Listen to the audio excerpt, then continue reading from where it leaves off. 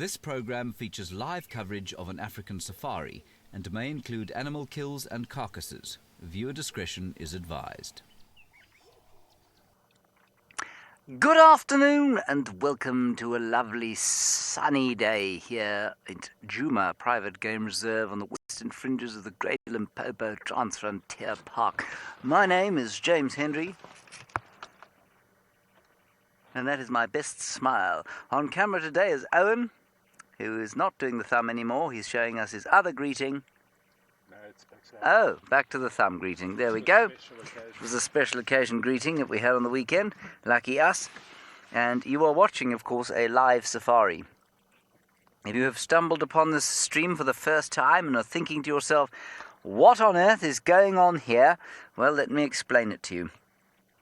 You're on a live safari from 3 locations here, Djuma Private Game Reserve, andBeyond Ngala Private Game Reserve up at the Natimbavati, and the Eco Training Camp at Karongwe just outside Hoedspruit, about 111 kilometers to the west of where we are now sitting. And the first 45 minutes of our safari is dedicated to the kids, and so exclusively kids questions, please, sent to the email address kidsquestions@wildearth.tv. After 45 minutes, we will open it up to the floor, and, any and those that haven't been born yet are welcome to ask questions after that. Good. We've started off with some Wildebeesten, and those are 3 young Wildebeest calves that have actually done really well to get this far in life. They were born probably in December time, and many young wildebeest in this part of the world get whacked by lion prides because wildebeest are an ideal size for lion prides. But somehow the wildebeest of this area have managed to remain unscathed during the breeding season, and I think maybe 1 or 2 maximum were lost to lions during that period. So it's really quite nice for them because the herds are always very small in this part of the world. And now the herds have, over the last 2 years or so, got quite a lot bigger. And so that bodes well for the future.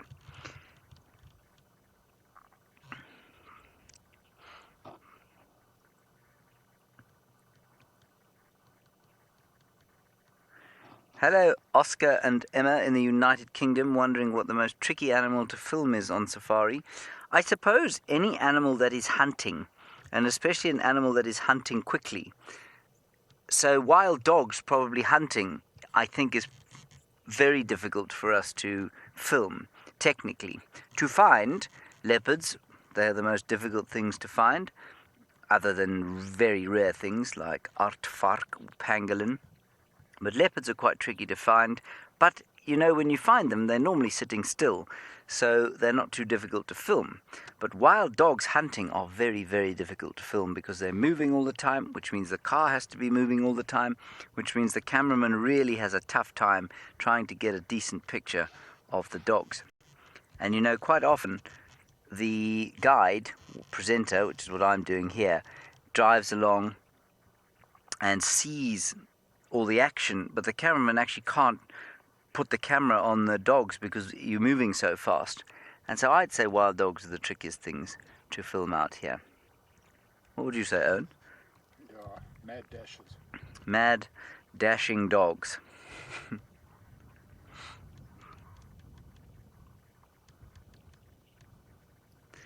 Good. We are going to go around from here to the nest of the little grebes in the Djuma Dam, and we're going to hand you over to Trish while we do that.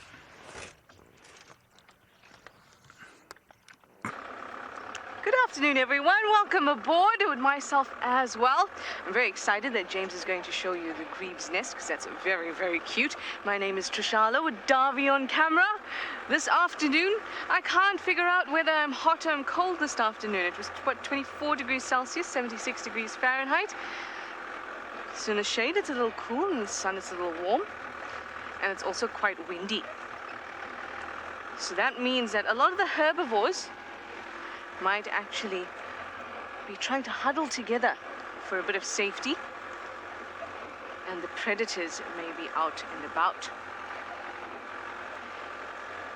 Now this is just north of our rooms where we stay, our camp. And we were hearing a bit of a fuss throughout the day. I thought I heard the occasional alarm call. That's one of the clues that we'll get out here in the bush. It's when an animal shouts at a predator or anything that can hurt them. And I was also hearing some squirrels doing the same thing. Do you boys and girls know what a squirrel sounds like when it's alarming? You're gonna try at home, okay? First, David's gonna show you. What is it like, David? Oh, wait, let me turn this off first. Yes? Okay, that's David's impression.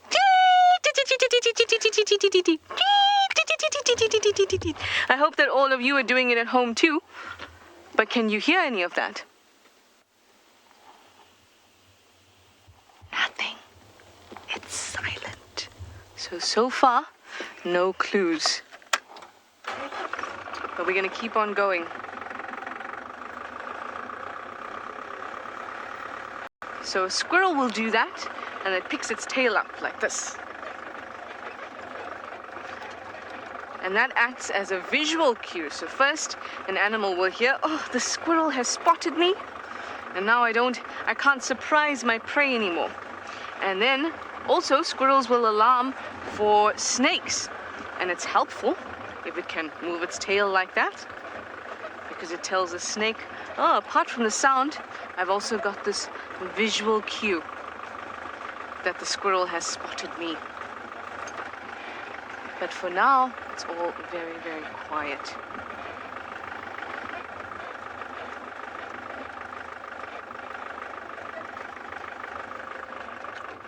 Hello, Olivia. You're 7 years old from England. Welcome aboard. I'm so happy to have you.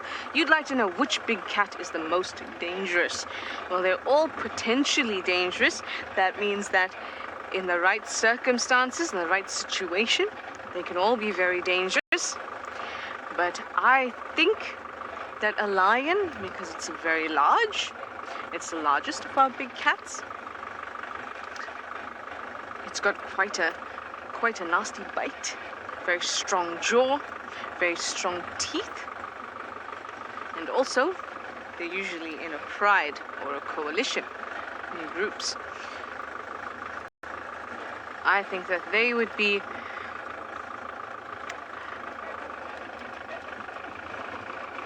the worst ones to get gripped by. I thought I heard something. Let's have a look. Do you guys hear the squirrel?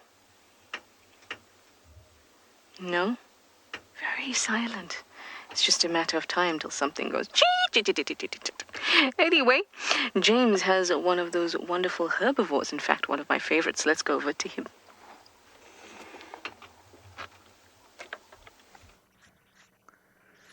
We have got some kudus here. 3 kudus, 3 cow kudus. And I just think that this is a lovely picture of them because there's quite a lot of cloud in the background and they're walking through a beautiful field of different colors of greens, a little bit of purple, and bluish flowers, a bit of yellow, lovely trees in the background.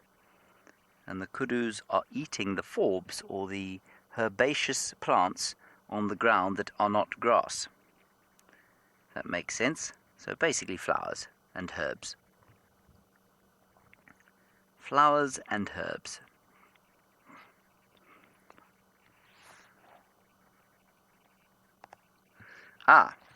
Good question, Carter, 9 years old in the United States. Carter, the bulls have got horns because they like to fight each other.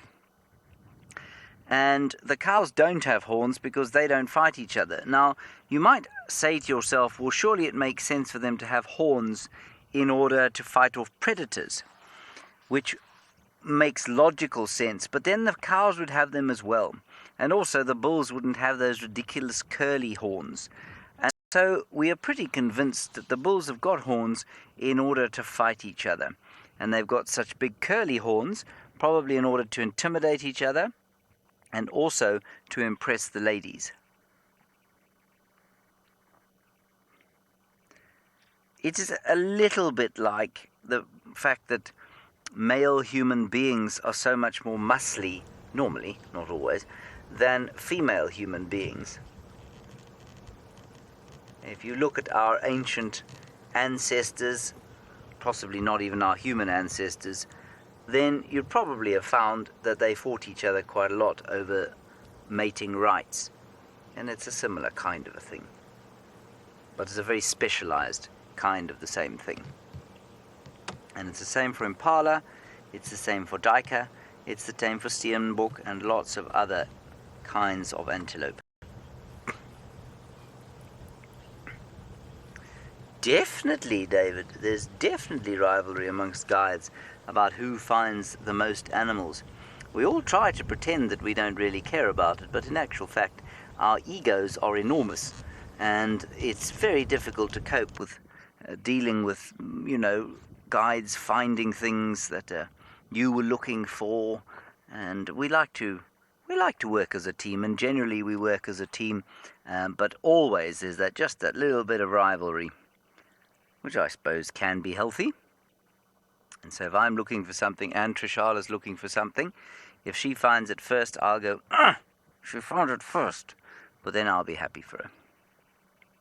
And if I'm not happy for her, then there's something wrong with me. That's how you know you're working in a good team, when you feel a little bit of rivalry, but you're also happy when your teammate finds something or does well. That's the mark of a good team.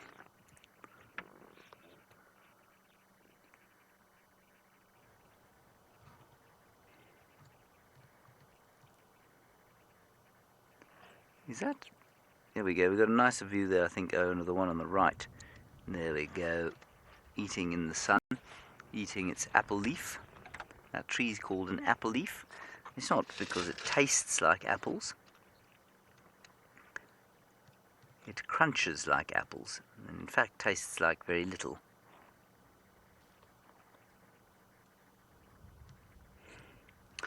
Right, Imogen, you're 6 years old in the United Kingdom. These animals have got stripes, we think, because it helps them to stay hidden from their predators. Now, the only things that can take down a fully grown Kudu cow like this would be lions and hyenas, and maybe a big male leopard. I suppose also, perhaps, a big pack of wild dogs. Now, when she moves into the thickets, mostly she will live in thickets. She won't normally live in an open area like this. That stripe sort of breaks up the outline of the body. It's a little bit like having spots, and it just helps her to blend in a little bit more. It's quite difficult to imagine when you see her standing there like that, but if you see her in a thicket, in dim light, then sometimes you can see why it is they've got those stripes.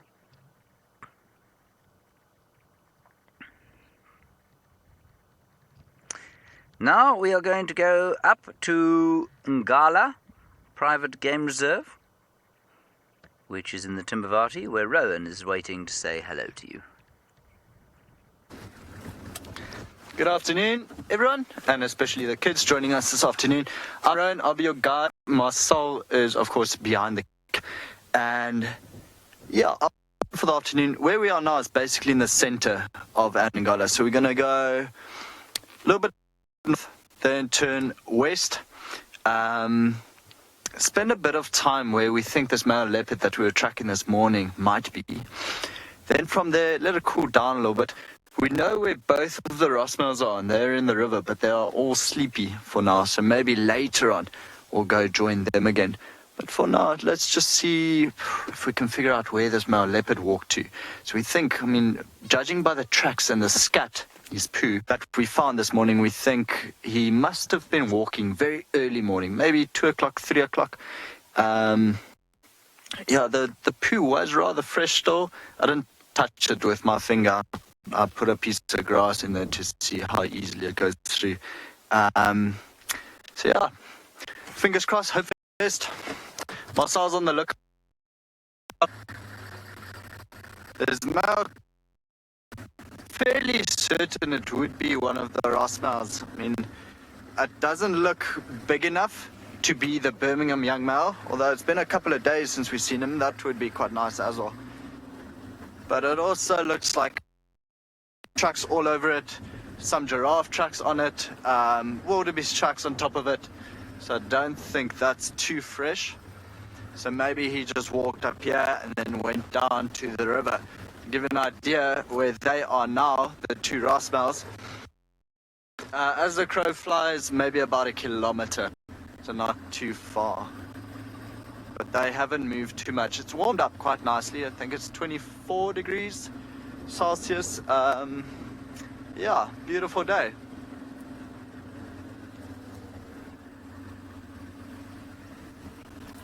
Eben, who's only age 9, has asked if the animals are used to the trucks, and absolutely they are. Yeah, but I don't think they think it's an animal. I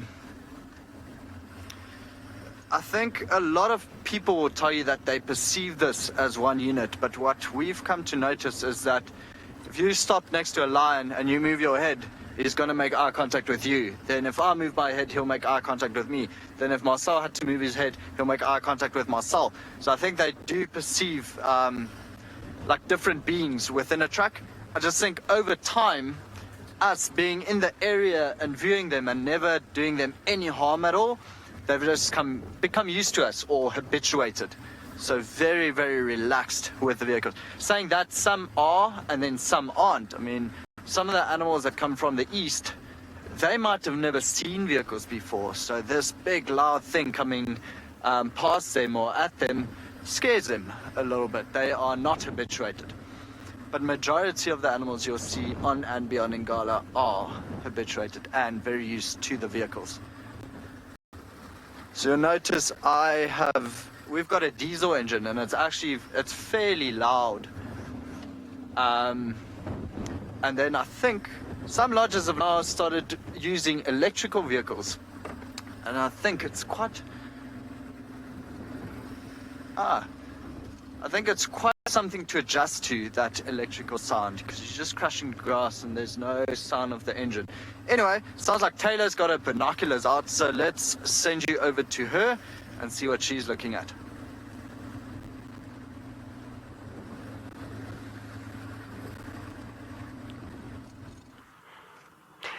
Good afternoon, everybody. My name is Taylor, as Rowan said, and on camera with me today is Alex. There he is.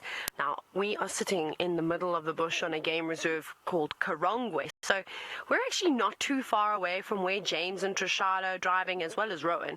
But it'll be a bit difficult to try and drive there, especially now because we're during lockdown. Now, I'm looking for a cheetah, which is the fastest land mammal.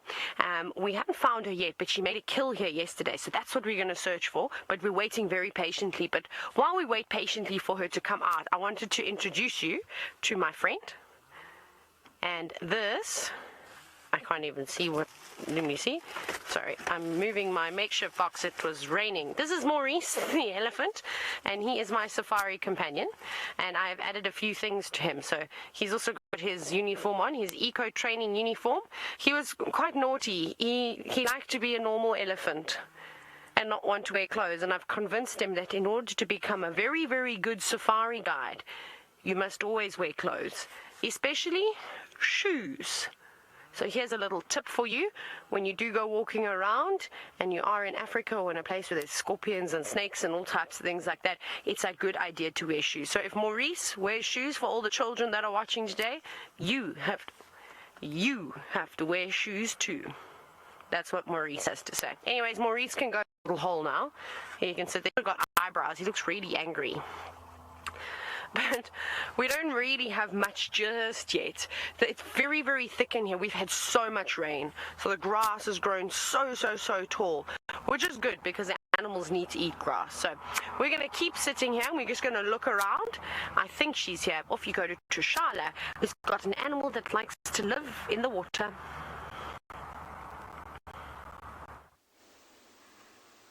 I do. Hello, Taylor. It's nice to have you on board as well. And I have an animal that likes to live in the water. Now, I'm here at Buffelshoek Dam because I completely forgot that I actually wanted to go to Chitwa. But that's okay. Instead, we are here at Buffelshoek Dam and we can make our way to the Chitwa Dam as well. And I was hoping there may be some animals because of the sun. maybe as confused as I am about the way they feel today, whether they're warm, whether they're cold, would be somewhere on the banks. Maybe in the shade, maybe having a drink. Now there's a good spot. That would be a good spot. It's so difficult to see sometimes when animals are actually in the bushes, especially now it's so thick. We've had some excellent rain in our rainy season, so the bush is really nice and thick, and it's persisting for a very nice long time. So is the water in this dam. Now there was a time when this dam was just a little puddle of mud, and now it is so vast. Let us have a look at our collapsed tree there, David, if we can.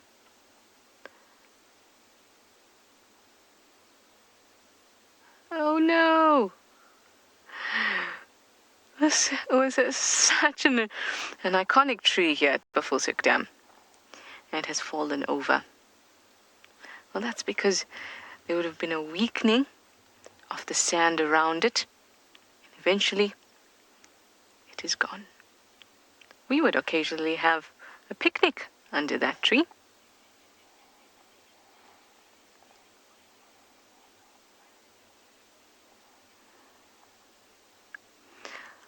Hi, Sophia in Switzerland. You're 8 years old. You'd like to know, what do hippos eat and why they're considered one of the most dangerous animals? I think for your question, Sophia, a hippo is going to pop up its head in 3, 2, 1. No, nothing. Well, a hippo eats grass. Hippos are grazers. They really enjoy grass. And then you might think, well, if they eat grass, then why are they so dangerous? And that has more to do with their general temperament. That means if they may be a bit moody, maybe they get a little bit angry, stuff like that. So what happens is that if they're very territorial. Now, this water is its territory. That means they defend it. They'll fight others to make sure that they have the water to themselves. And humans like to live near water. There we go, someone's popped up their head. Humans like to live near water. And often, humans can be in the way of a hippo. And the hippo finds safety in the water, so the hippo will run towards the water. Often there are humans standing between them. And that's why they're considered very dangerous. Because unfortunately, they like the same types of areas that humans do, so there's a bit of a conflict. But they are not inherently nasty or anything like that. But I still wouldn't want to be in the water with one of them, just in case I get on the wrong side. Anyway, James is with another creature that quite likes the water, so let's go and see what it is.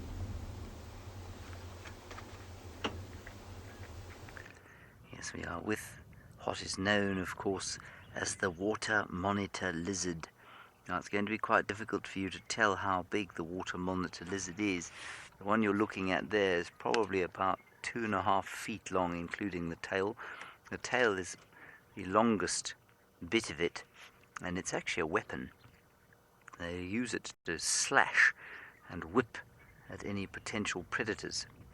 Now, he's walking past an area where he was resting with a number of other reptiles, terrapins, and when the terrapins saw us, it was very funny to watch because they just leapt straight off the log into the water like they were going off the high board.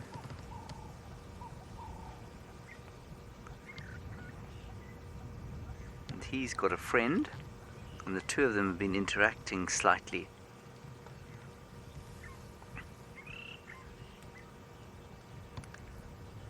Patrick, you want to know how the animals stay so calm when they are feeding? Is that right? Well, Patrick, not all animals stay calm when they feed. Lions don't stay calm when they feed. Lions viciously bite each other and attack each other.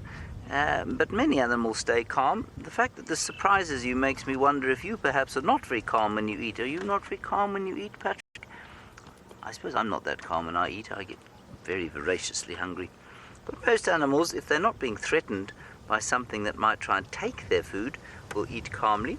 So if they're not worried that their food's going to be stolen, they will be calm about eating it. If that makes sense. I think this one's got an injury. If you zoom in on him, Owen, you'll see there's a bit of skin flapping on the left-hand side of him. In other words, over the top of him.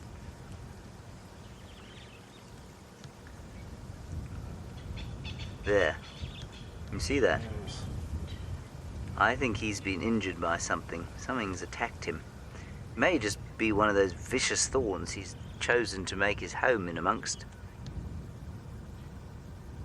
It's been so interesting. This tree only recently fell over, and it's now become a home for many, many different creatures. It used to be a home for weavers, which are a kind of bird, and now the reptiles are using it often as a place to rest and bask in the sun, especially as the weather starts to get a little bit cooler with the onset of autumn and eventually winter.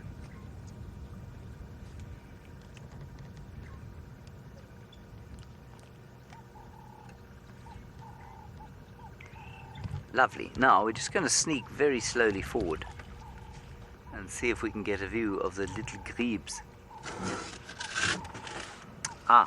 Before we leave, Athena, nice to hear from you again. The water monitors are predators of things like eggs.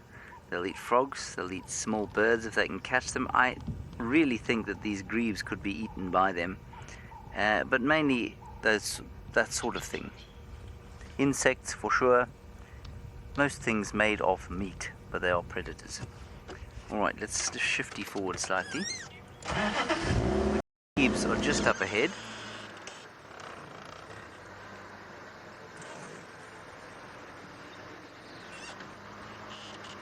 Now I got a lovely picture of the little ones on Mum's back today.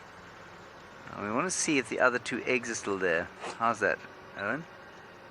That's good. Is that fine?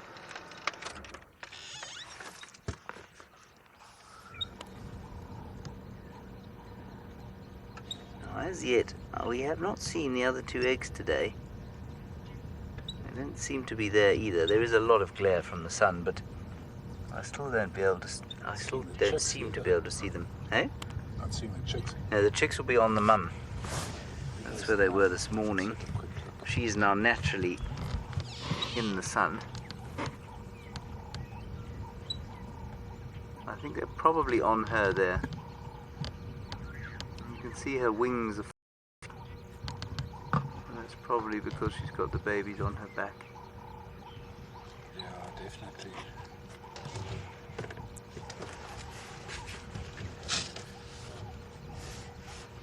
Let's see if we can see them. If you're a new viewer, we've been watching these little grebes for the last 3 weeks. We watched their eggs. They had 4. They had 2 come yesterday, and they had 2 babies as well. And I think you'll see the babies sticking their heads out from underneath her wings on her back. There we go. No, not quite.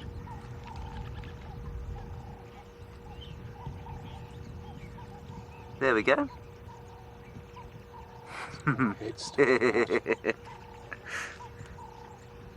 I managed to snap off quite a nice shot of them today. Both babies on the back. So if you want to see it, you can find it on an Instagram shot.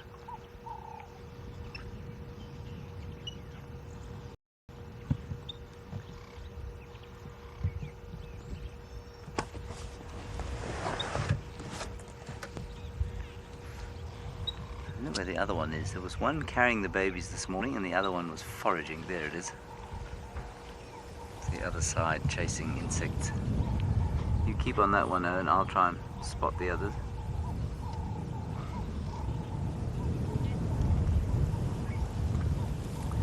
No, Ricky, I can't tell yet which one is the older of the two.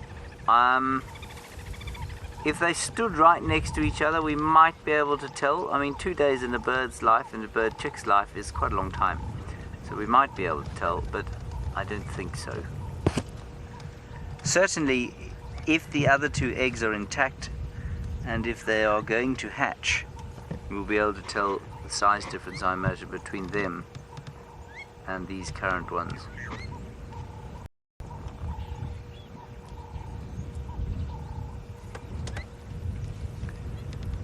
Alright, we'll probably move on from here and see what else we can find on this very fine autumn afternoon while you go up to Ngala, where Rowan is also looking for things. So not to have changed. Still haven't found anything, really.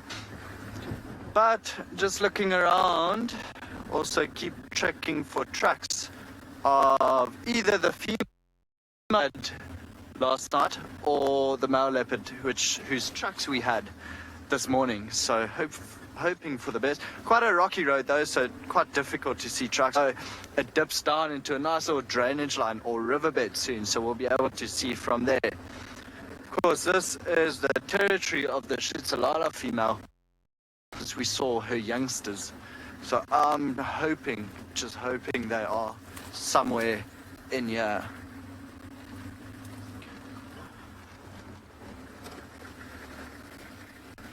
Fingers crossed.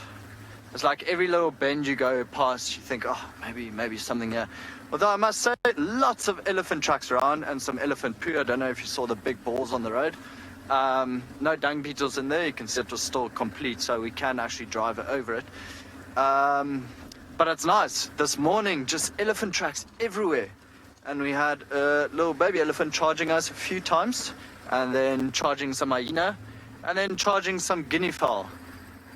In a very bad mood on this Monday. Oh, that's why. Makes sense now.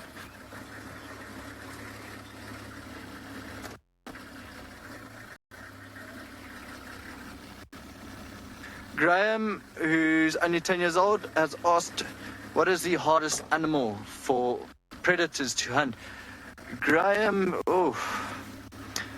for lions, probably either buffalo or giraffe. I mean, giraffe has a very, very painful and dangerous backwards kick, and actually quite a few lions have died from that. But then a buffalo is also very strong and very heavy and very stocky. Giraffe is down, it's not that hard, but to get down is hard. So I think size matters out here in the bush. The bigger you are, the stronger you are, the harder you are to take down for predators. Speed also counts for a lot. I mean, yeah, impalas are rather fast. Oh, still no leopard tracks, just hyena tracks. But cheetah, leopard, lion, all of them can hunt those. So I'd say the bigger ones are the difficult ones. Oh, Marcel, you ready for this? Yeah. Hold on. Rocky. Whee! I've gotten stuck here before. It wasn't fun. My tracker Richard just gave me the evil eye when we did get stuck here. Huh? You became the frog king. Yeah, exactly. Marcel says I became the frog king. Happens. So from here I need to check every single tree. Base of the tree, top of the tree, on the road, any shade. Actually nice and hot now. Athena from Joburg wants to know what is the hardest animal to track. Athena, I think literally tracking maybe a hyena. They tend to, so some spiderweb, you got it. They tend to just walk and move weirdly, if I can put it that way. It's not like they walk in one straight line with a goal in mind. They tend to go this way, sniff something there, catch a scent of something, then go this way again. It's funny, Marcel and I were actually talking about it a little bit earlier, and yeah, I think we both agreed would be hyena to track. Of course, we don't really track hyenas out here. I mean, I've tried it just for fun to no success, but we tried anyway. So leopards are quite tough to track, but I'd say definitely easier than a hyena. And also, yeah, no, you're right, the distances they walk. I mean, I think I've read that a hyena can, if it wants to, walk about 70 kilometers in a night. It's a lot of walking for a human being. some Impalas around the corner. 1 male and 3 females. Just as we found Impala, James has got some Impalas fighting. So we're going to send you back to Djuma and back to James. Well, it looked like a fight, but oh, there we go.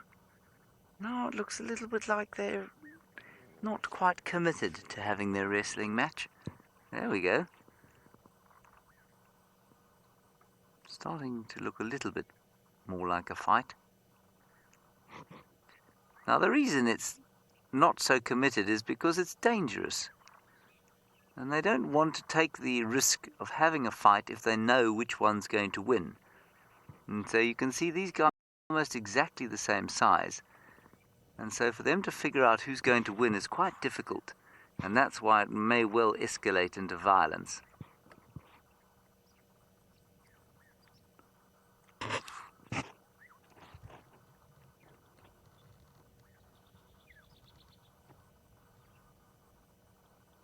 So you see, they're not quite sure.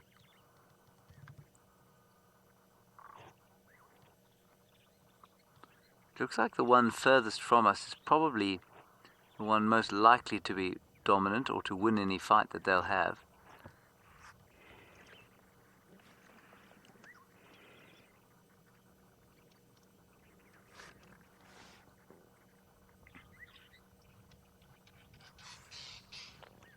That's a lilac-breasted roller you can hear while we wait to see if these impalas actually do anything useful other than stand about and look mean. He's definitely got the upper hand. Yeah, the other one's backing off, but not sufficiently that he'll run.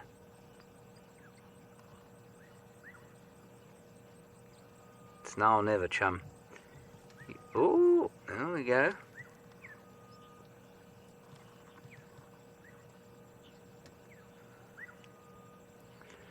Oh, Sophia, I do like this question because it's one that I've had to answer many times and one that I think is an important question. I don't believe that animals are aggressive. I think that animals become aggressive when they become afraid. I suppose you might describe what we're seeing here as aggressive. I suppose animals can become aggressive to each other if they are in severe competition. But at the end of the day, it boils down to the same thing. They are nervous of not mating. Maybe not quite the same thing. Anyway, animals that are aggressive to human beings are almost always only aggressive because they are afraid of human beings. So when people say, well, the buffalo is the most aggressive animal, or, I knew a leopard once who was really aggressive, I don't think that's the right term. And I'll tell you why. Because it gives the impression that the animal was unusually unpleasant, when in actual fact what the real case was that the animal was unusually afraid of human beings and wanted more space away from human beings. So people will talk about an aggressive lion or an aggressive elephant, but most of the time what that elephant or lion is more nervous and therefore more likely to respond aggressively to having an interaction with a human being. Does that make sense? Now, there are no absolutes in biology, so that means very little is definite in biology. So you probably could say that some animals are just born nastier and more aggressive than others, in the same way that some human beings are more aggressive than others. But on the whole, I think it's correct to say that animals respond in an aggressive manner mostly because of fear. And in fact, you'll find that most human beings who respond to situations in an aggressive manner do so because they're afraid in some way. And the easiest way to prove that to yourself is to do a thought experiment. You can even do an experiment where, with a friend, obviously a friend you like. But if you back that friend into a corner, right, and you say, well, how does this make you feel? And slowly you can make that person feel threatened enough that even though they are not violent at all, they will eventually feel so cornered and so threatened that they will respond in a violent manner. And it's just the same with animals here. I missed that question from the Netherlands, please, Louise. Could you give it to me again if it's not too much trouble? Oh, there we go. There we go. Didi and Bran. That's beautiful to watch. Now listen, let's hope it happens again so we can hear it. Didi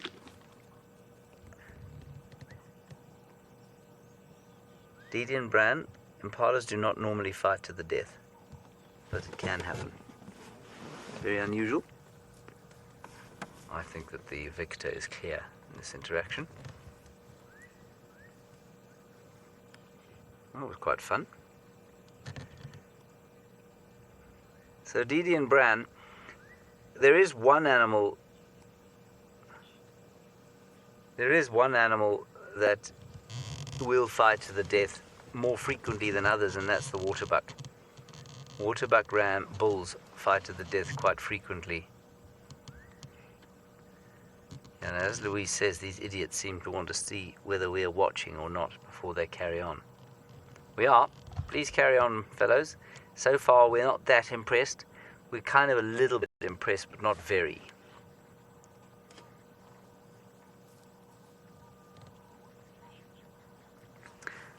All right, we're going to sit here just for a little bit longer, but Louise is so unimpressed that she said that we have to go away from here back to Chitwa Dam, where Trishala's waiting for you.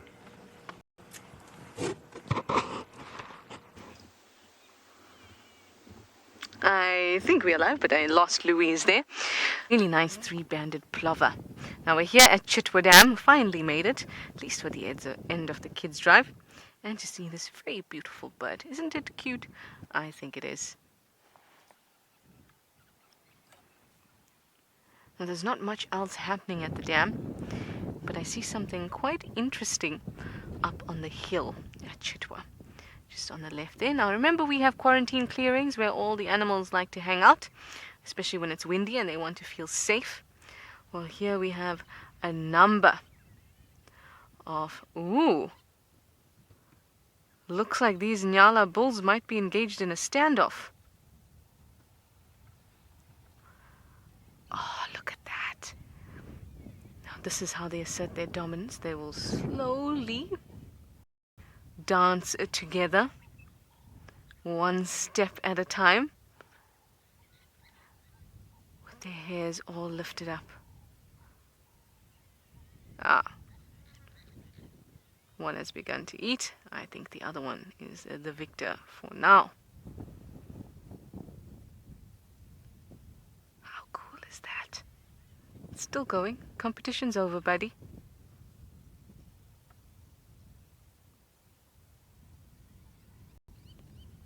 Very cool. So up on this clearing, much like quarantine,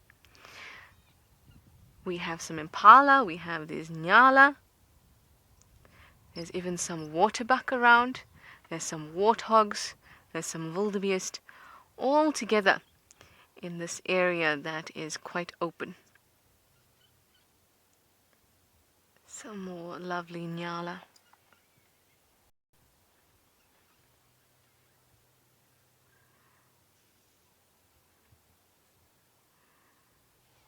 Hello, Ellie. You're 11 years old and you're from New York. You'd like to know, when these animals wag their tail, is it the same like your dog? Are they wagging because they're happy and excited? It's a different type of wagging. In fact, their wagging is more to get rid of flies that may irritate their bottom. Now, flies like areas where there isn't any fur, and really close under their tail and their bottom, that's where there isn't very much fur, so flies can bite quite easily. They like those sensitive parts. So they wag their tail, flick it across so that they can get rid of flies. We have an Impala running in the background. And our warthogs very nicely eating. Oh. Can you hear them? It's almost like they're roaring. There's so many antelope together. Look at that one. It's a little bit crazy. That's what happens to the males around this time. They're getting a little bit territorial, like you saw with James. Anyway, thank you, kitties, for joining us, and please do stay tuned if you'd like to. But we invite all our other viewers to also send through their questions and their comments using the hashtag WildEarth or the YouTube chat stream or Twitch, whatever you like to communicate with us. Now, I'm here on Chitwa, hoping to maybe catch up with a leopard. I haven't heard anything about Kuchava for a while, and Sibui.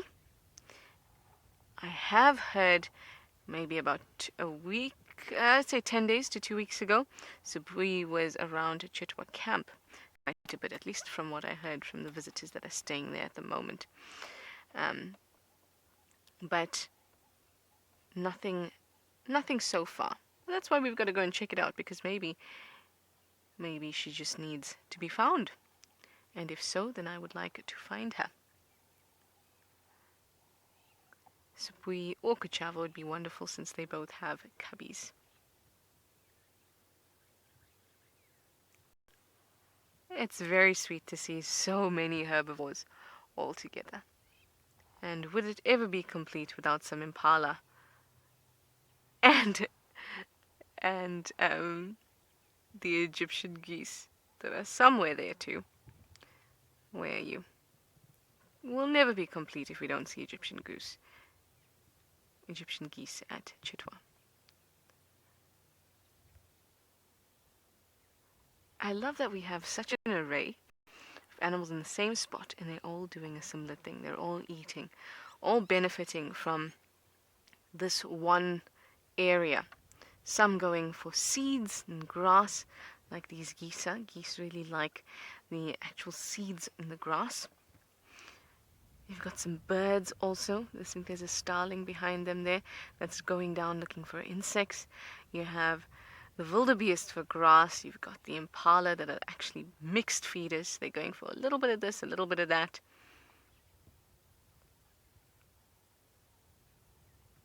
Really, really cool. In fact, the only thing that's missing from there that I would have loved to seen was a zebra.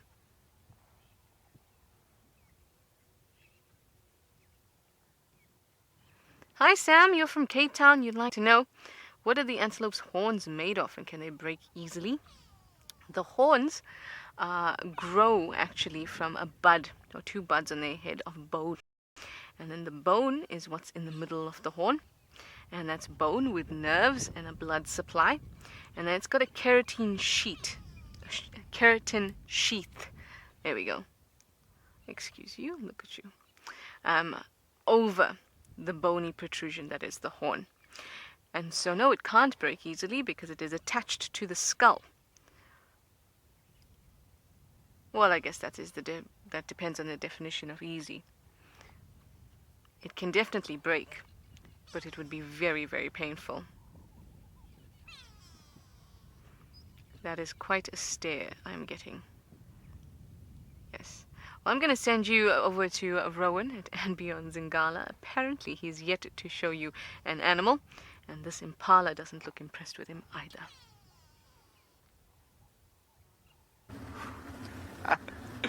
Who has yet to show us an animal there? Okay. Fine. Challenge accepted. I need to apologize in advance. There's also, at Final Control, we've got Louise whispering into my ear. So if there are any crude comments, of course, it comes from Louise, and I'm just repeating it from her. But, okay, Trish, thank you. We will find animals. We like a bit of a challenge. I think James was talking earlier how there's a slight bit of competition between guides. And, of course, we do compete. 100%. But we will find an animal soon, I think. Well, we've seen an Impala so far, and a giraffe, but then the giraffe is out of, like, signal area, so we couldn't show you that. You'll just have to take my word for it. Well done, Trish. I think we must bring out the chameleon competition again. Well, I can tell you that we are going to see 2 male lions a little bit later on. It's just for now it's a little bit too hot, so we'll give it some time before we return there. Oh, Lou wants me to be a comedian, and she asks, should my jokes be funny? Okay, Lou, I'll just sit here quietly, and Marcel laughed. I only need Marcel to laugh at my jokes.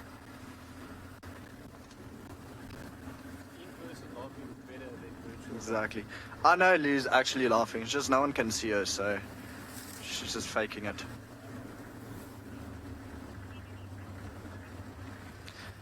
Chloe and Sophie has asked if I've seen any dik-diks before.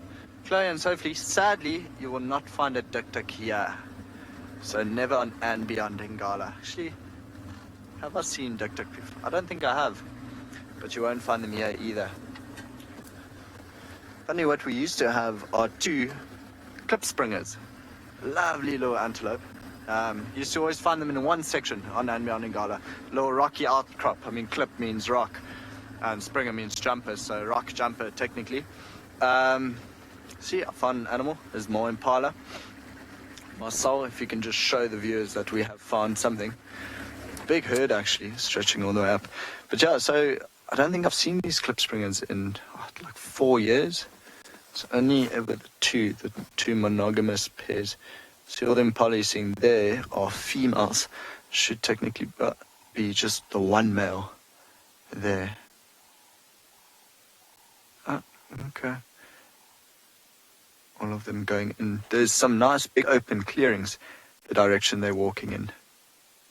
I'm pretty sure.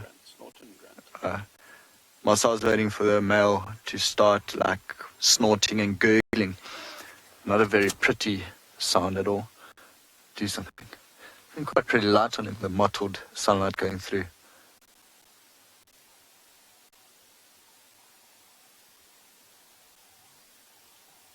Looks like he's in good shape. Eating, grooming. Sorry, Marcel, no snorting, no grunting, no gargling. This one's broken. His battery's flat. Wait for the next one. They do it all day, yes. And we've got a herd of Impala right next to camp. And it's basically what we wake up to every single day. Okay. Let's see what other animals we can find. I'm really feeling the pressure now.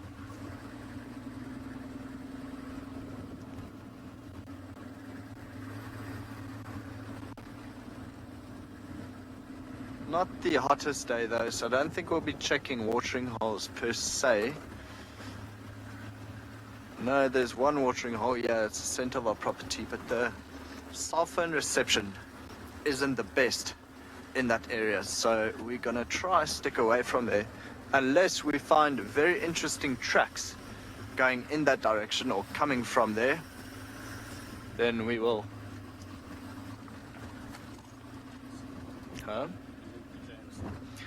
Okay, well, while we are looking for more animals and tracks, we're gonna send you back to James on Djuma.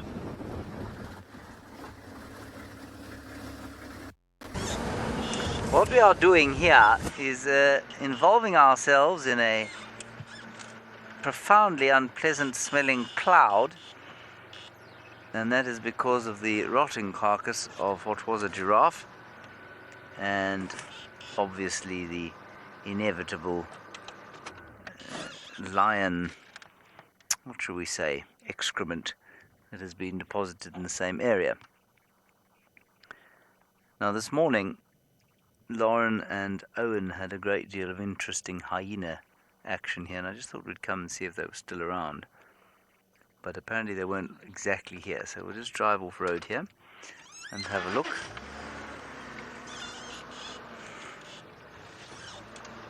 Could quite easily have taken the stuff back towards the den, depending on who was there. Do we know who the hyenas were that were there?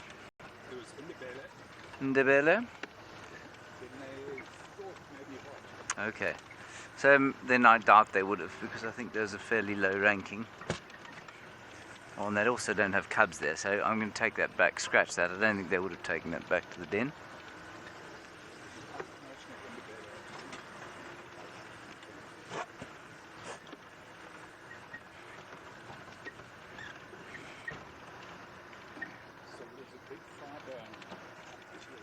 Big thigh bone up to the right, yes. Okay. I don't see any hyenas. Just gently our way down here.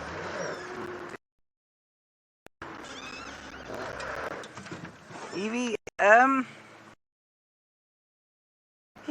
it's possible that animals can die of heat exhaustion, absolutely. But you'll find that most animals out here live, so you wouldn't find something like an impala living in the Kalahari desert because it just can't cope with the heat and the lack of water. And animals there, like the gemsbok, for example, are able to cope with the very high temperatures because that's how they've evolved to live. It was in here, was it? I think it's been removed. So it's possible. So let's pretend that you have an incredibly hot drought in a desert area. Yeah, I think these things have gone.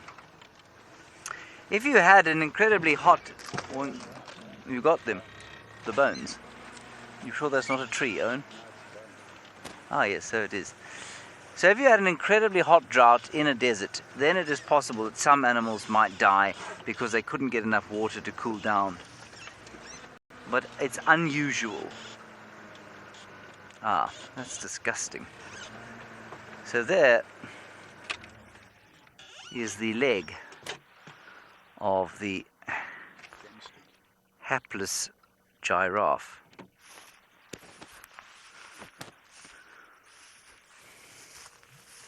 Now, I'm not going to touch it because who knows what manner of foulness is in the gob of a lion and a hyena.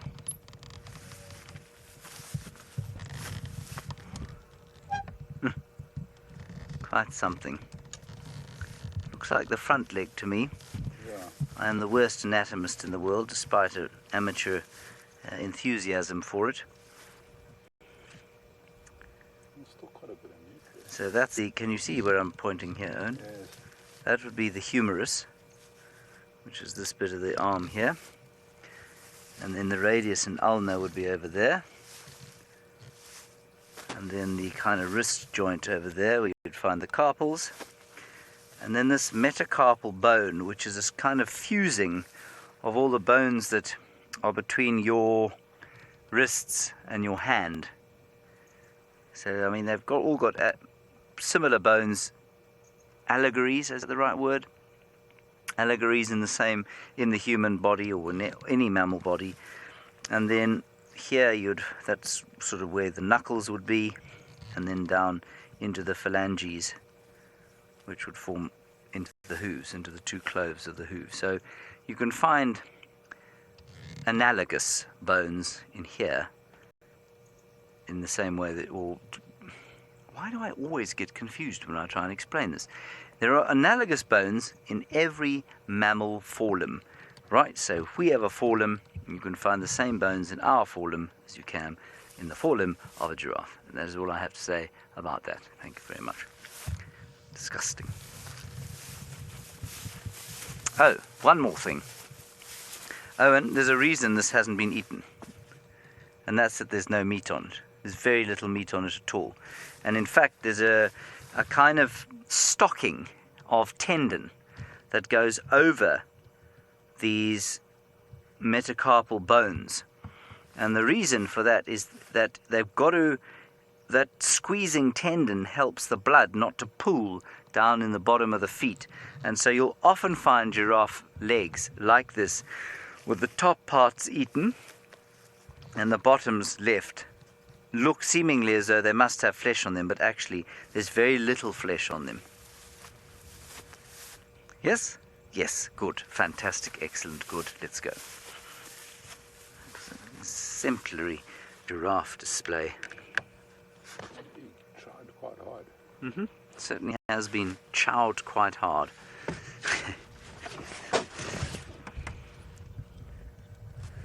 Good. Let's go back to eco training Karongwe now. I'm going to make my way the northeastern corner of the reserve.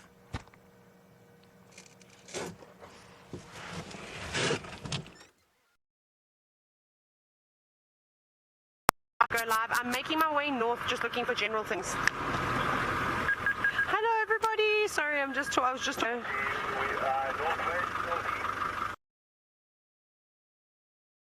We've had no signal. Like, signal for no one. Nothing. I don't know. Everything is.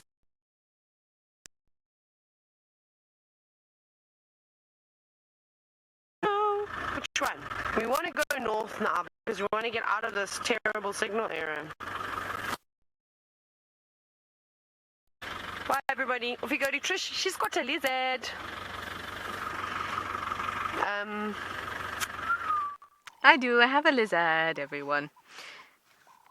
Yeah, a lizard was just waiting to be on screen. Now, I'm quite sure it's not one of our monitors. If you have been following any of us on Instagram, you would know that we had a little monitor, a bushveld monitor, a rock monitor in our camp. We're very familiar with this size lizard and what they look like if it's a rock monitor. I think this is a plated lizard. Very sweet. Just tucked away in that dead log. In fact, if I didn't stop for what I thought was an alarm call, but was in fact the squeak of my vehicle, I would have never seen him. Look, that's how little and well camouflaged it is. Very cool.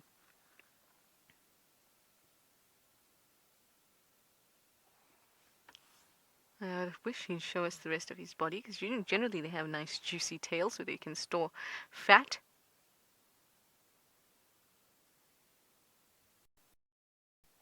But this one looks very zen. Very, very zen.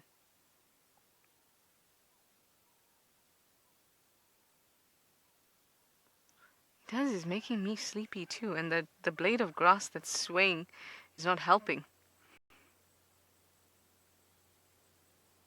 You are getting sleepy.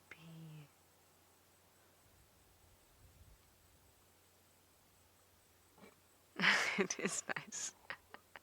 I might fall asleep if you hear me go silent all of a sudden. I'm not letting you listen to the wind. It's because I'm fallen asleep. Glenn in Canada is contemplating life. Very much so. Very much so. Why am I a lizard? Why, oh why, is this my form? Why do I have venom glands? Yet I don't have fangs to inject.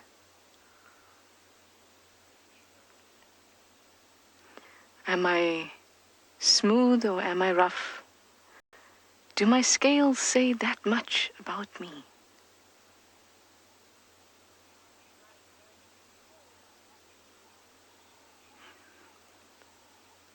Yes, that is an excellent one. Why do they say my blood is cold when my body feels so warm? Why, oh why, dear world?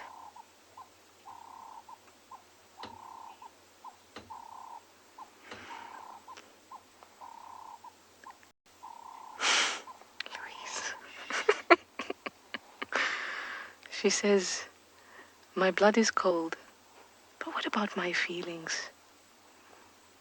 My feelings are warm.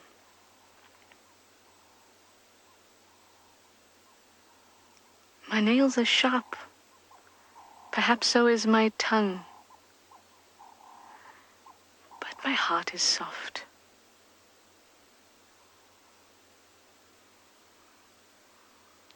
All of those words seem totally applicable to this very, very zen plated lizard.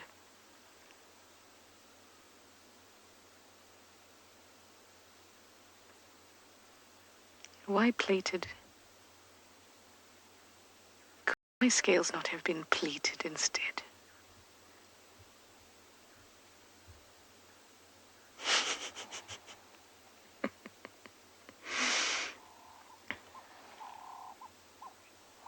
Well, at least he's not contemplating food, at least. It looks like it. Look how difficult he was actually to spot. I'm glad that we've managed to.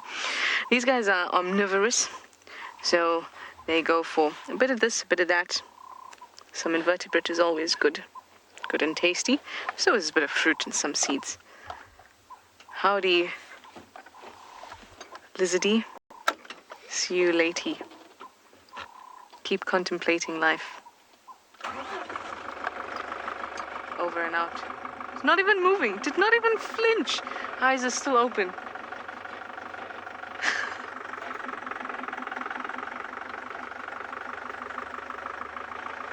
Mickey, you say sorry, lizard. You have to deal with broken humans.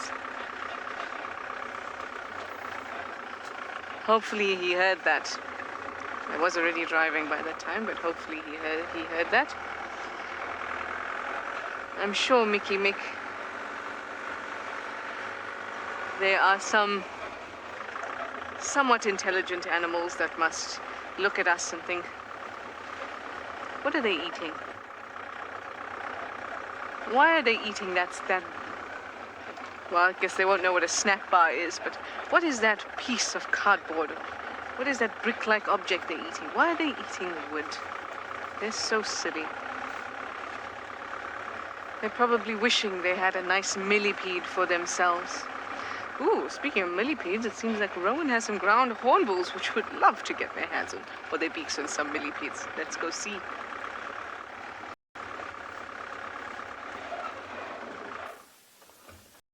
We've found another animal. 3 southern ground hornbill. By the looks of it, all adults. All of them have those red faces. Oh, you just got something to eat, maybe a scorpion. I'm going to try.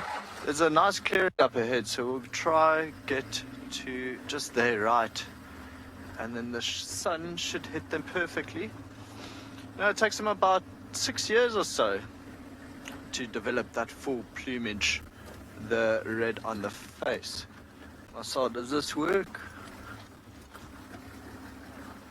I think if I was a snake, this would be your worst nightmare. Or scrubby.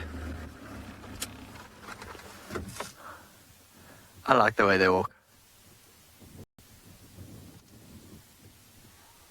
Like an old man wearing a suit with these hands behind his back. That's a very good description.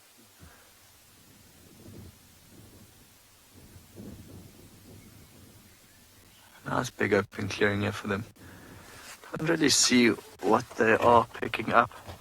Could be insects, could be scorpions, be dung beetles.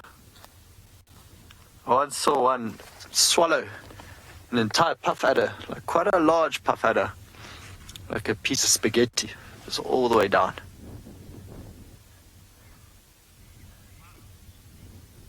That was amazing. Even Lou said that's amazing. Poor puff adder. We're discussing today what snakes we would like to see. So Marcel would like to see a wormslang, and I would like to see a black mamba hunting. Of course, on the vehicle and far off distance. So I'm not going to drive towards them, get closer, because they might start running and then start running or flying. Oh.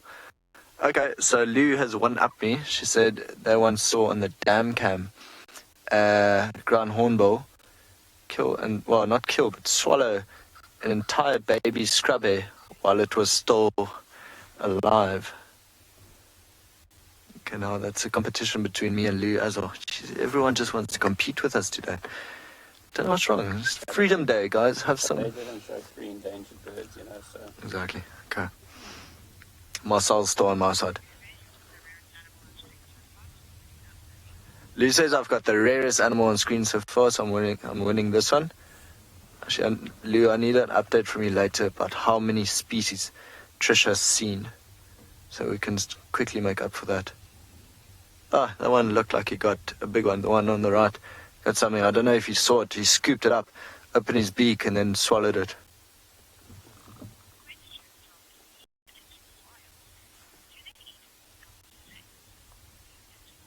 Leave it wild. They would eat any type of snake. that they could actually come across, that they could swallow themselves. Of course, we've got an African rock python here, which we think is about 5-6 meters.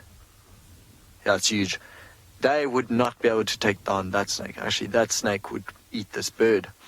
So any snake that is small enough to catch, that would be something, hey? It would beat the damn cam sighting. The ground hornbill might peg it in its head. Marcel says the ground hornbill might peg it in its head. That'd be interesting. Yeah, let's see if we try to get a little bit closer. If they start running, I'm not going to. Just gonna then reverse away. Although lovely birds to see in flight as well. Very beautiful white tips on the ends. I like their silhouettes usually against the sunset. Stunning photos of that. Oh, we had that one night. One afternoon safari. They are letting us come a little bit closer. Now he's turned his head and is actually looking at us. Such a cool way to walk. What is the most uncommon bird we see here? Leah's asked.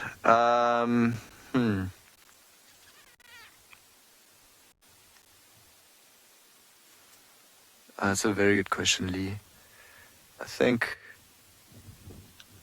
actually ostrich is not something really we see commonly, but what did we have this year? Dwarf bittern, which we haven't really seen a lot of. We had African pygmy goose, which is the first in a very long time. African painted snipe. Yeah.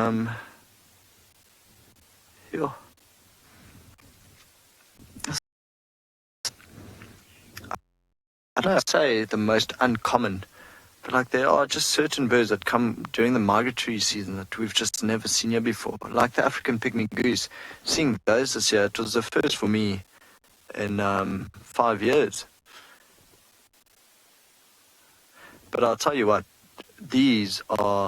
we're seeing a lot of these now on the property, on andBeyond in Ngala, but very highly endangered. Nice to actually see them walking in a row, like a little family unit. Oh, I think it's super interesting. It's Marcel's favorite bird. Oh, one of them. Favorite, Marcel. You can't have more than one favorite. Marcel really wants to see a macaw. Okay, we're going to leave them here. The road ends there, and they've gone further into the little riverbed there. We're still looking for that good snack. Taylor has signal and finally wants to give you guys an update from Karongwe.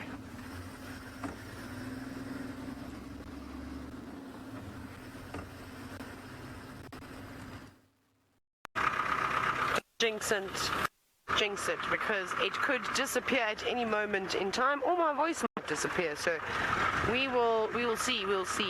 So earlier we had a really cool sighting of some buffalo, but unfortunately the buffalo decided that they didn't want to have a sighting of us, and they've vamoosed elsewhere.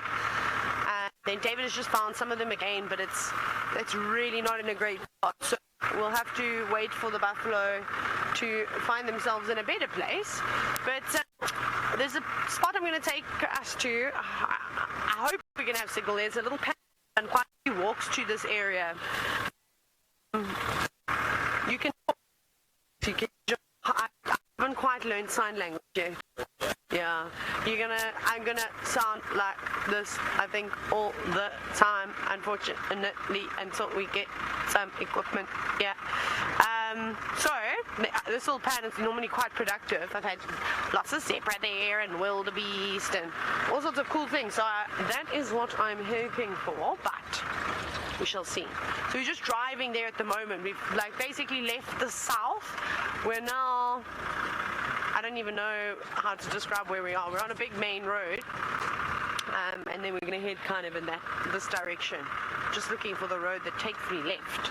And then it's quite cool. It's windy, and if the clouds clear up, then we have a beautiful view of the Drakensberg. But I don't know if nature is going to be so kind today. I think we need one more day of overcast and not sure what it's going to do with itself before the beautiful Drakensberg Mountains will reveal itself. We can't show you everything in one go. You've had cheetah cubs, drongo, oh my goodness. No, never mind, it's not. Is it? Ah, it's on top of the tree. An animal. Yay! Now I can't. There we go. Where did it go? It's on an Oh, look at the little bee eaters up here above us. That's what that was. If you go straight up, there we go. Can you see them jumping straight above us? Go up. Can you go up higher? So Maddie and Penny, I kind of knew I wanted to be a safari guide since I was a little girl. It's the safari holiday I did with my family all the time. We're looking for about 2 or 3. You got it. The little bee eater is there. You just need to go up a bit. It's sort of your left-hand corner. There we go. You've got one. They're both in frame now. So those are. I just want to double check because I actually can't see on my monitor, but they've got yellow throats. Are they? Just flew away. Yeah. Can't even see what they are. No. Yeah. Sorry, everybody. It's so difficult to see. I've got the sun on my monitor. I can't see anything. No, let me carry on with my story of becoming a safari guide. So I was very lucky and I went on safari so many times a year. I went to the Kruger National Park normally over Christmas, big one, and then where I lived in Port Elizabeth on the southeast coast of South Africa. There are these beautiful private game reserves, just like Karongwe, where you can go on safari, and we used to go often, like almost not every other weekend, but for Easter we definitely went away on safari more than most of my friends. We were like that weird family that always went on safari. Everyone else was like, we're going skiing in the Alps, and I was like, cool, I'm going on safari again. And they're like, but like that's the 6th time this year, and I was like, yeah, I like it. So I always wanted to. I really wanted to become a vet. And, well, yeah, you know. So, yeah, here I sit, and I'm so happy that I chose this career. Best career in the whole wide world. I mean, being an actual safari guide and working at a lodge and guiding guests all the time, that's hard work. This is also very, very difficult. This is also not difficult. It's long hours, but it's so worth it. It's the best thing in the whole world. I think I can go left here. I'm going to try. I'm just going to wing it. Yes, I've taken the right road. I'm learning Karongwe. That's not what I'm trying to say. We're going in the right direction.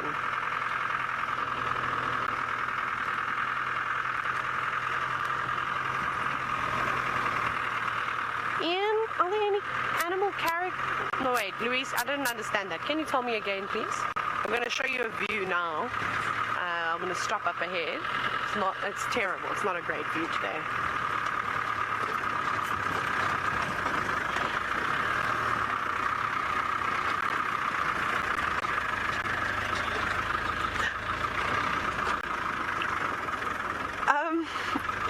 Ian, I suppose there are definitely some animal characters. There's loads of animal characters. We're going to look at the Drakensberg. Look at that over there. So many animal characters. I mean, we've been seeing the lions, we've seen the cheetah. I haven't come across anything comical as of yet. If you're talking about like my mongoose sighting and that type of thing, I haven't had. Sorry, if you're going to hear strange noises, because I'm just taking this waterproofing box off of my big monitor so that I can see what you are all seeing. So still trying to find my favorite people. I think I lost the call. Do you still have the call? Perfect. Okay, sorry everybody, but it's okay. But how awesome is the Drakensberg Mountains? So I'm hoping over the next few days it's going to start to clear up. It's quite hazy at the moment, but we have of course had some rain, so that's to be expected.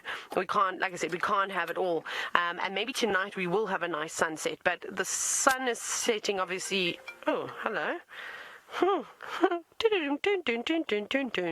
dun, dun, dun, dun, dun, dun, dun, dun, dun, dun. Alex is also getting a call. You know how they tell you in the movies before you go to the movie, please turn your phones on silent. We have to have them, I have mine on loud just in case the call drops at any point and I can't talk to Louise. It's the fork-tailed drongo. It's not the same one that we tried to have a look at earlier. This is a different fork-tailed drongo, sitting on a sickle bush, which there seems to be plenty of. Now, Louise, who's directing, has asked a very important question about how do I know that this is a different fork-tailed drongo? Well, Louise, I don't know if you noticed the other one was wearing a leather jacket, and this one is obviously not wearing a leather jacket. So, I mean, yeah, you know, sometimes Louise doesn't pay attention, but it's fine. That's quite nice, though. I mean, have you ever had a beautiful backdrop like that with a fork-tailed drongo? If you weren't into birds, I bet you're into birds now. Wow, I just said, how many words do you think I could say in a minute? Just talking normally. Okay, now I'm going to turn my music off, my sound off. Bing, because I keep hearing those sounds. We're going to just keep searching around here, and I'm going to head to that little pan I told you about, but it seems like Rowan is watching some animals have a bit of a fight.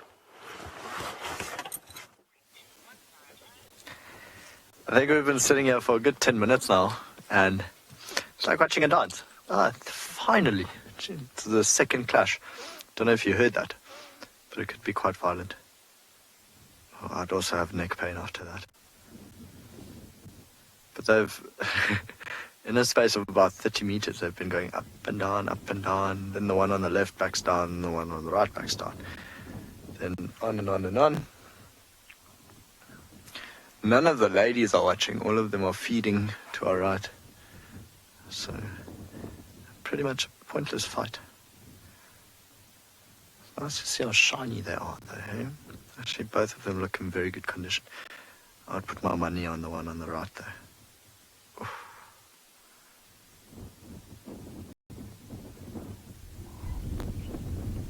Probably see from the photo, but you can, on their horns they've got grooves, and of course this helps a lot with the fighting, that the horns don't slip and just, well, you know, peg one straight in the head or in the eye, so when they do fight it actually catches against each other. Lou's asking if that is the referee in the background. I think that is number 3, contender number 3, so he's going to take the winner. Basically a game of pool. Marcel and I would be the referees. And then all the viewers, of course.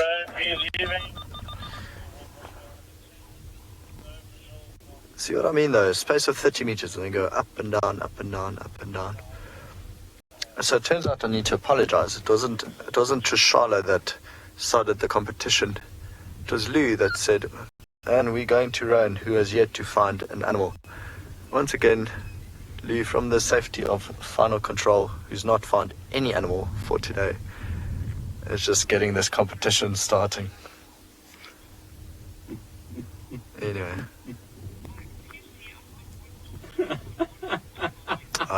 Lou said she saw a hornbill. Lou, At ground hornbills. I don't think you found that hornbill. I think the hornbill found you. You notice the tongue of the one on the left, just going out the whole time.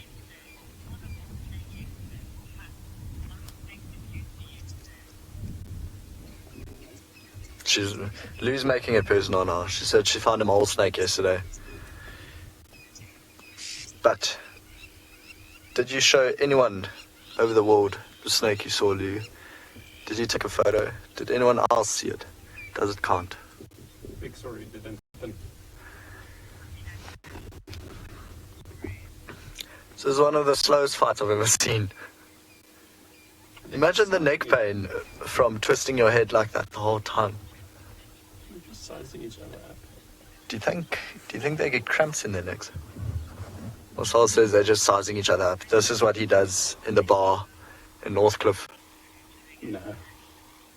Annie is asking if impalas ever lock horns. Annie, it's less unlikely than kudus because you can see the horns aren't really as twirled as kudus do, but yes, it does happen. Actually, tend to break their horns more often than Kudu. So Kudu's horns are much thicker, and yeah, they tend to interlock quite a bit more. It's actually a very sad thing to see. Of course, when that happens to Kudu, it's very likely that both animals will die, because it's strong. There we go. Thank you. It's quite a hard impact. I wouldn't want to fight a male impala. See, now it's time to go back to the left. So anyhow, I can imagine the older males could interlock horns, but not Kudus. It happens way more often. Victor from USA has asked, why do these animals fight? So Victor, they are, stunning. I don't know if you got the birds flying in. Senegal lapwing, it's actually quite nice to see. They fight for girls. So I think, Victor, as you grow up, see, maybe the same thing's going to happen to you. Maybe, who knows. But anyway, yeah, so they fight for actually mating rights, if I can call it that. So the biggest, strongest, best fighter out of the male impalas, he could go hang out with the girls for a couple of days, and then the younger ones, or the smaller ones, or the weaker ones have to stay away. Looks like the one on the right doesn't want to fight anymore, and the one on the left is just adamant. See that tongue coming out the entire time. I wonder if all the testosterone pumping through is just drying its lips, trying to wet it. You see it on the camera, just that tongue the entire time. But yeah, so they fight for girls, of course. No surprise there. Even Lou says that tongue thing is really weird, and it's definitely. You think about Hannibal Lecter? It's creepy, man. It's definitely the one on the left is using his tongue more often. Okay, I'm not going to say that on camera. He just made a very disturbing comment, which I'm not going to share.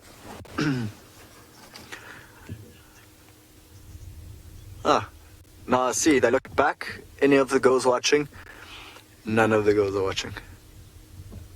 But still they fight. So of course these two, I don't think, they're not really big enough to go into the herd just yet. So it's actually very good practice for them to get bigger and stronger and, well, practice their fighting skills. The one I put my money on has turned away first. I've never been really good at gambling. Okay. Well, since they're walking away, we are going to start making our way to the two Ross males, go in that direction. But for now, send you to James, who's driving around. He'll give you a quick update.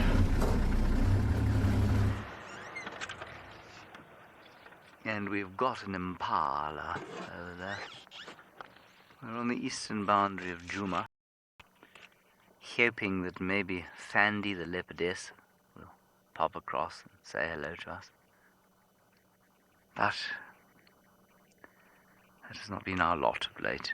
She was on Torchwood, which is the reserve that Impala's on now, so we're doing what's known as visual trespassing currently. That's me trying to kill a fly.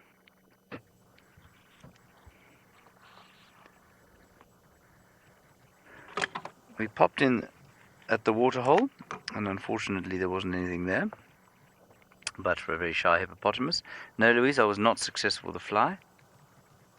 It's a very fast fly. It's a small, fast one. Uber tickly. An uber tickly fast face fly.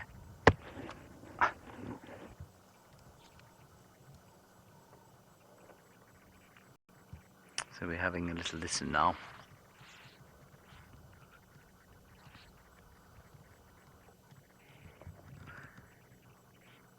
So what this chap's doing now is probably trying to regain his strength. He's probably been excluded from a territory by a territorial ram, and quite possibly he was excluded because he lost condition while holding a territory and forgetting to eat, and now he'll regain it, and with any luck for him, he'll manage to take a territory fairly soon, because one or two rams we've watched have tried to mount which seems a little early for me, but, we're getting very close to the mating time now.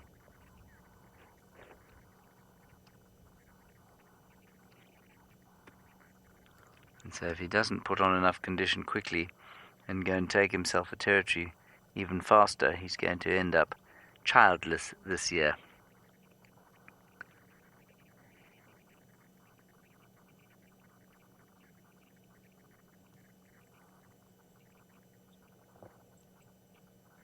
Thank you, yes, Apple Head. Those horns are beautiful. Unfortunately, the cause of demise for things like the Impala. People use them for trophies. Not something I can personally understand, but their beautiful horns certainly are hung around as trophies. But I think that their horns are best on the Impala. I think I may have heard some Kudu alarming behind us. I'm just going to have a listen while you go across to Trish and see what she has to show you.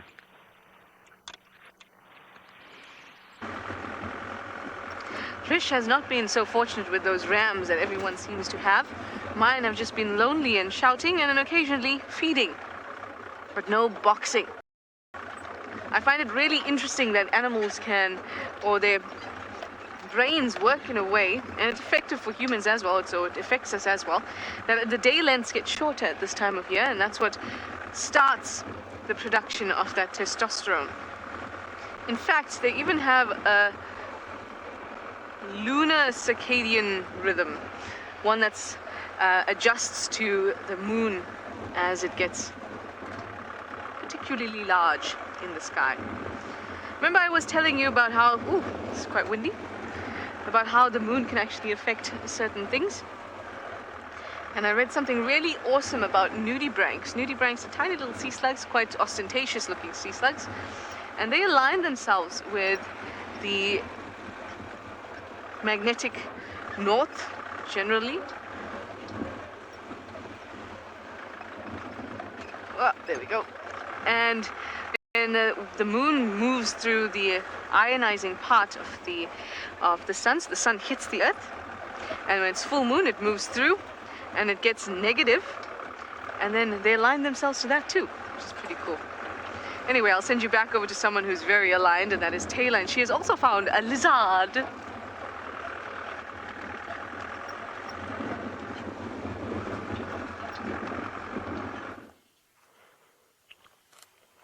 It's the only thing that hasn't run away from us, although we have had a couple of other lizards run away. This is a little giant plated lizard. It will one day be a giant plated lizard. And the other one, can you see underneath the large leaf rock fig, there's one actually making its way up onto the rock, just up and to the left. There it is. Look at them go. Godzilla! No, I'm just joking, guys. You don't need to shout Godzilla. Don't be afraid. These are relatively small to the human size. So that is a big giant plated lizard.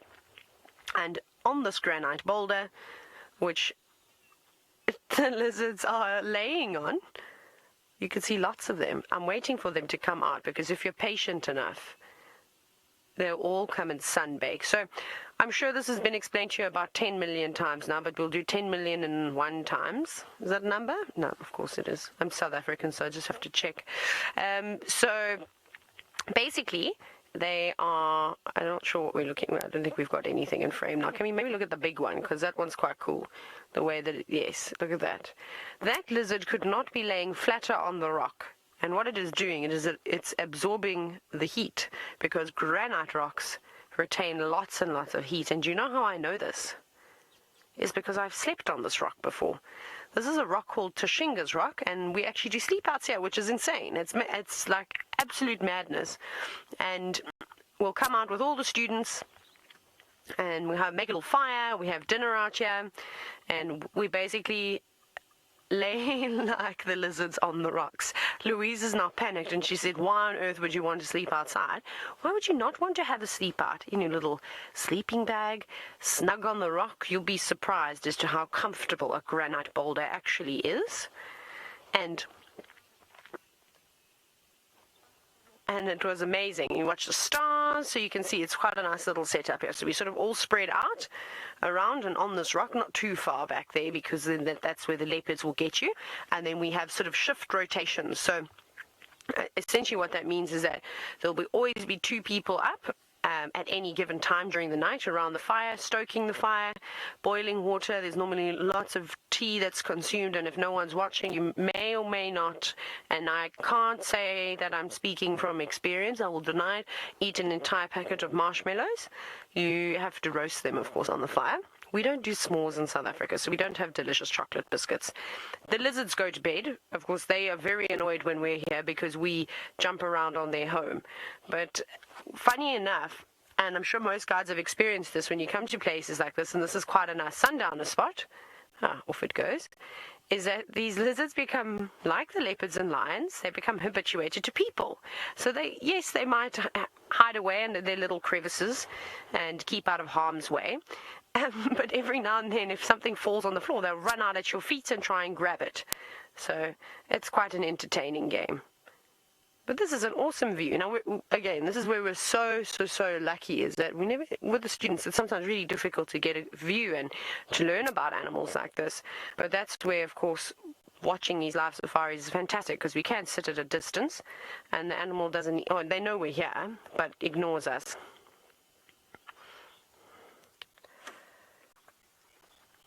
Kellen, who's only 10 years old, you've inquired about the sloughing or the shedding of the skin as snakes do. Yes, of course. All reptiles will shed their skin. So, not every single one of them, but the ones that we're talking about, yes. So it depends on how old they are. Normally when reptiles like example, are very young, they typically will shed their skin a couple of times a year. As they start to get older, that period starts to get a little bit less. So also, if there's maybe not a lot of food around, maybe there's a drought of some sorts, then maybe they don't shed their skin as often because they're not growing any bigger.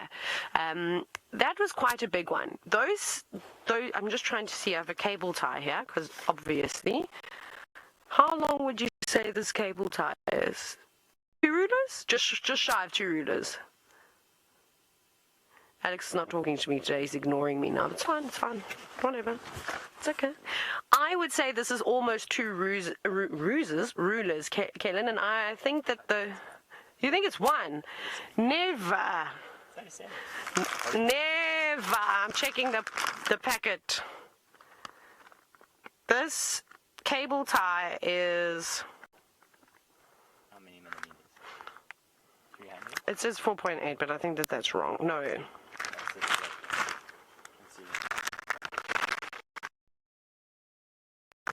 Is it 390?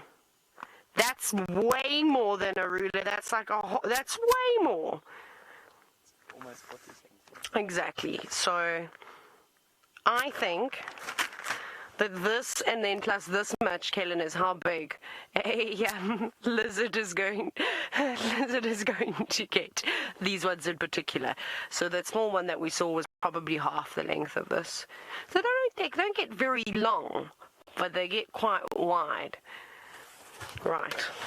What can we see on this rock? There's a lovely large leaf rock fig, which if you, that's that big tree over there that's growing out of the rock. These trees are amazing. You may have seen me making a video about how to make a tea from the leaves, which was quite cool. Isn't that nice? All the way from the United States of America. It's great to have you on board this safari this afternoon. Now, the reason why those lizards, maybe we can see if we can find a lizard again. Perhaps it didn't. There's that small one that's still that hasn't moved. I actually think it might be a fake one. I don't think that one. Where are you? It's hiding. So camouflaged. Anyways, it's there somewhere. Are you on the right rock? To the right? Yes. There we go. Can you see it? Middle of the screen, right, center. Right, go right. There we go. Got step. So you've inquired about the patterns. And now, don't be hating on these lizards. They're beautiful. They've got to have lots of patterns. Patterns are very important in nature. You probably weren't hating on them. You were probably admiring them. So sorry for that. I think I might be hangry. I think I might need to have a snack. So I'll do bananas and peanut butter just now. So coloration, nature is very important. We see it on all different species of animals. For a lizard like this, it needs to be camouflaged or be able to blend in to its environment. And obviously, they like to live around rocks and they'll hide away in rock crevices. So there's no point for this lizard to be bright blue. That's not going to help it. Otherwise, a bird of prey of sorts is going to fly and go, oh, that's an easy thing to see. So I would imagine that this type of coloration is just to help it sort of blend into its environment. But then you get other kinds of patterns. So you get warning colors. We call that aposematic coloration. That's when you find your very contrasting colors. So things like black with bright red or yellow or oranges and things like that, typically on insects and some frogs. And that means that don't eat me, I'm poisonous, or I'm going to sting you, basically. And then you get disruptive markings, which, for example, Kudu is a great example of a disruptive marking, or the Nyala that you saw earlier doing their lovely dance. They've got browns and whites and orange legs and all sorts of other things, and all those different colors help make it seem like many animals rather than one. So it stands in the bush and you can't really see that it's an Nyala standing there because its neck kind of blends into the tree a little bit and its leg looks like a piece of bark that elephants have ripped off of a tree. I don't know, you kind of get what I'm saying, but it's quite amazing. And if we get to see an antelope, either a bushbuck or a kudu or an Nyala, we'll definitely show you. We'll zoom out and then we'll zoom into where it is, and they just disappear. It's fantastic. I, however, am not very camouflaged. I stand out like a sore thumb. I showed you that this morning. Anyways, now I can just go on and on and on, and I'm lucky that I didn't cable tie myself to the steering wheel because that would have been a disaster. Let's jump back across to Ngala with Rowan. So yes, at the moment we are just looking at a male giraffe. But, wait for it. It's going to be quite cool to see if he does what he's been doing for a while. It's not something I've ever seen from a giraffe. Of course, I've known they do this, but, oh, here we go.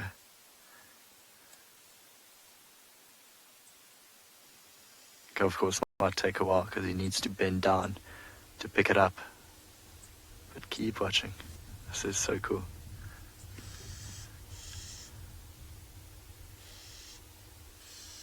Look at the Impala horn in his mouth. Have you ever? That is absolutely amazing. That is so cool. So, giraffe, of course, they've got a calcium deficiency in their diet, so they've been... But I've never actually seen one pick up a full horn. Hey Marcel, how awesome is that? That's the stuff you don't see again. Yeah, exactly. It's like, basically once in a while, I've been here for just over 6 years and I've never, ever seen this. So how cool. I'm sure it's going to come up soon again with the bone, with the horn. A piece of spit also hanging down there. Yes, that's cool. That is so cool. Yeah, the swish of the tail.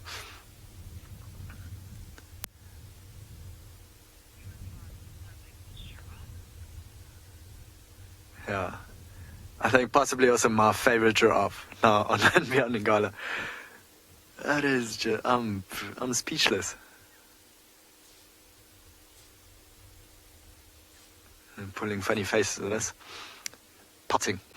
I think that's what they call it.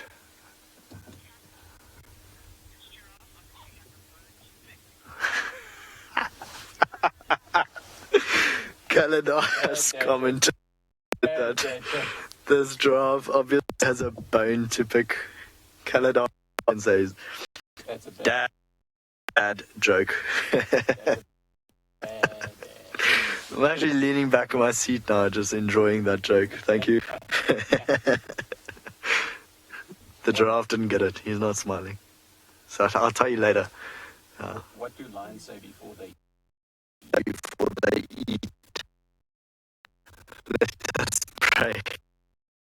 That shouldn't start. No. It's too early. It's not even 5 o'clock yet.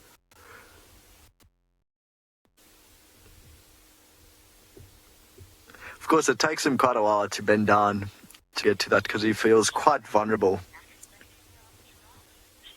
Anushka, is this natural behavior of a giraffe to pick up a horn? Like I said earlier, it's natural for them to pick up bones and eat the bone. And of course, where the horns are linked, there's a bit of bone. So they try absorb the calcium from that. But also, I've never seen a giraffe pick up a horn. So, natural, yes, but an unnatural sighting of it. Don't know what he's seen now. As you can see, both ears are pricked upwards in an opposite direction. Though there's a ground bird alarm calling from that side of Crescent Franklin. Maybe he's just listening for any sign of a predator. So far, I can't see anything. Still thinking about him picking a bone. Oh, it's cooling down quite nicely now.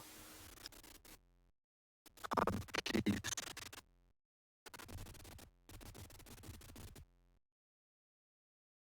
See the tail trying to swish the oxpeckers, so every time it goes to the right, the oxpeckers come to the left. No, he's done. Ravi from are sensitive. Ravi, I can imagine as you think they are. I mean, they fight with them. And I don't know if you saw on this male, but the one horn, the left horn, is actually a little bit skewed.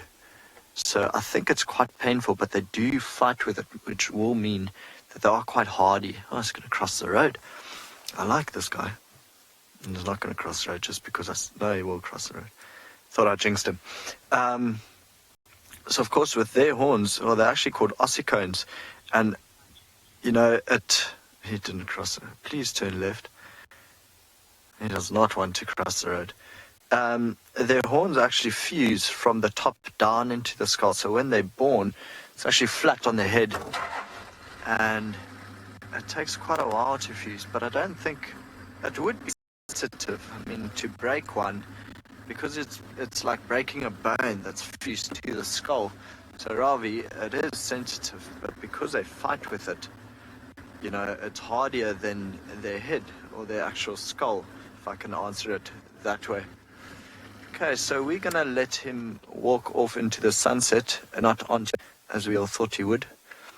But for now, we're going to start making our way. We'll leave him, make our way to the lions, and send you back to Trish, who just quickly wants to give an update. Yes, I do.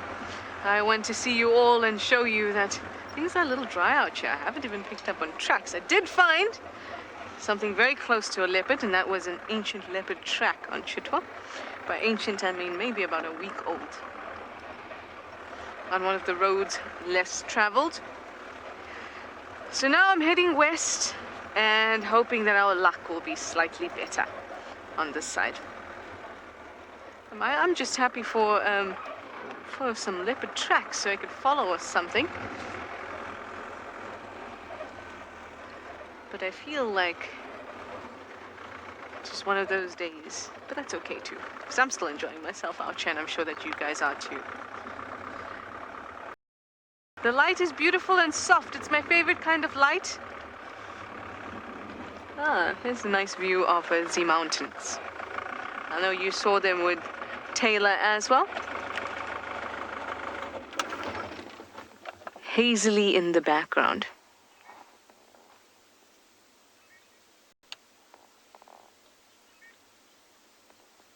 Very cool. My favorite bit is just off to the left, Darby. It's further down.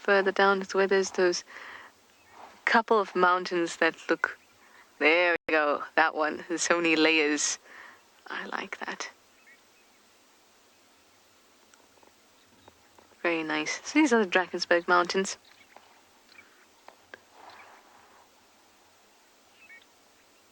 Very cool. Ooh, James has a big, dangerous bird.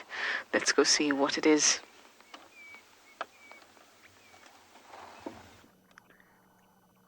This bird is so dangerous that I don't think anybody can believe how dangerous it is. Look at it. Look how spiky its beak is. It's so dangerous. And if you happen to be a guinea fowl or a francolin or any other kind of a bird, this is the most dangerous bird in the whole world. It's more dangerous than a chicken hawk even. It is an African hawk eagle, and if you're another bird, it will eat you. It and its partner will fly around and it will eat you. So it's not a good thing to be around this dangerous bird. I have no idea why I'm talking like this, and I will stop immediately. This is the African hawk eagle, and I was not kidding when I said you don't want to be another bird around the African hawk eagle, unless you're bigger than it, or very small, so as to escape its notice. Irene, I'm not going to repeat your comment for fear of starting some kind of a internet war. There is another African hawk eagle here. This partner lives in this, or this partnership lives in this vicinity. They have a nest here. And I wonder, I'm just going to check on my bird application if they are breeding at this time of the year or at another time. The vultures breed into winter, but I don't know about the hawk eagles. Let me check.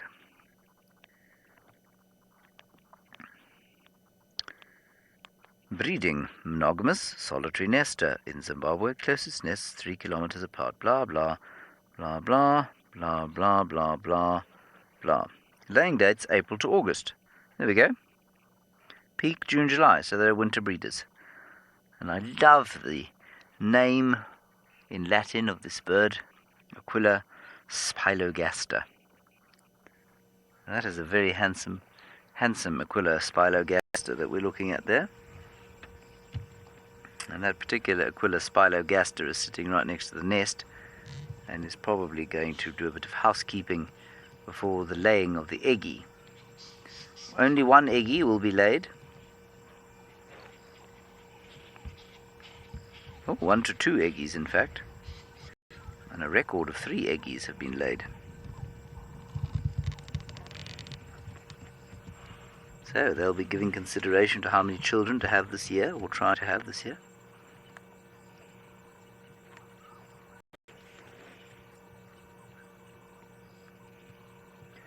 And I'm pretty sure that when you see an African hawk eagle on this reserve, this is them.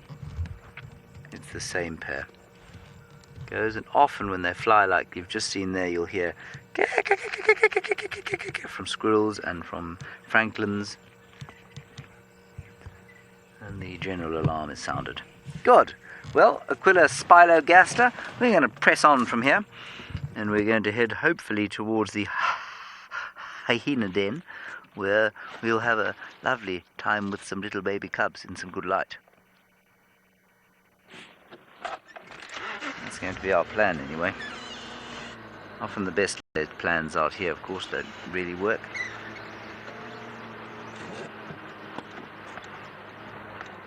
There's a vulture ahead of us as well, which we shall regard when we get a bit closer. It's got a very full crop. I suspect it was supping on the giraffe carcass of the Talamati pride.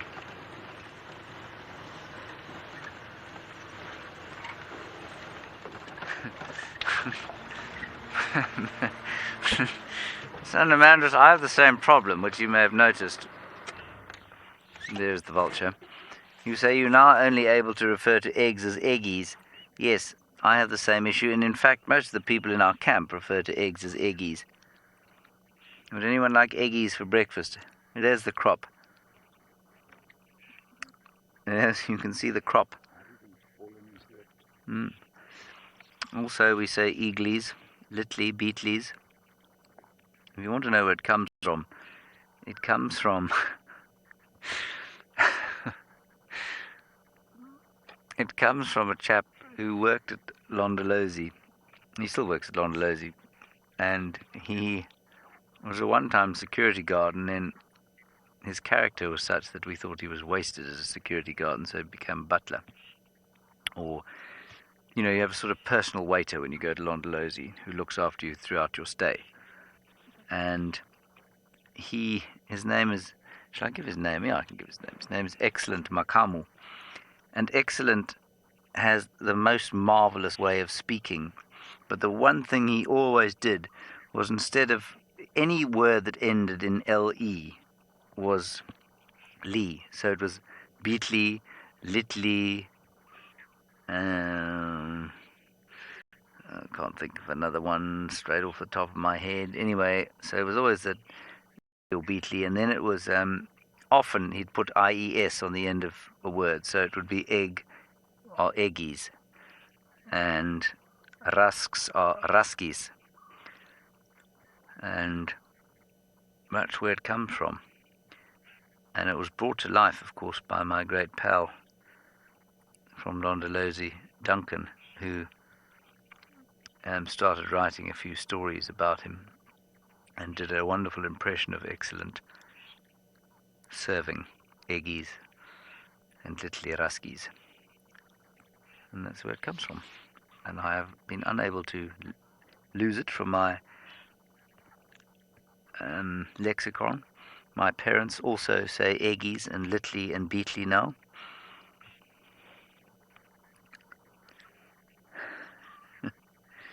Lovely silhouette there of the white-backed vulture. And they too, as I said, will be laying their eggies fairly soon. And there's one pair that has a nest here, and they're always nesting here every year, and that's quite far from here, quite close to the hyena den. I don't know of another active nest here, but I suspect there probably is one or two. There are one or two. And just in case you're wondering what I mean by his crop, you can see there that little pouch below his throat where he'll digest from. So he'll pass food slowly into his stomach from his crop there. And what it allows him to do, of course, is to eat more than his stomach can handle and then fly and stay safe.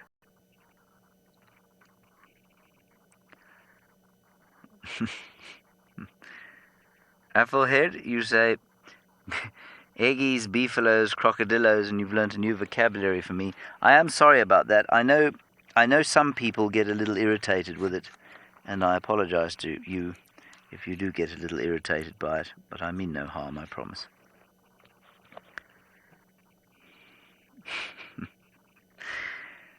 All right, Owen, let's proceed slowly down towards the hyena den.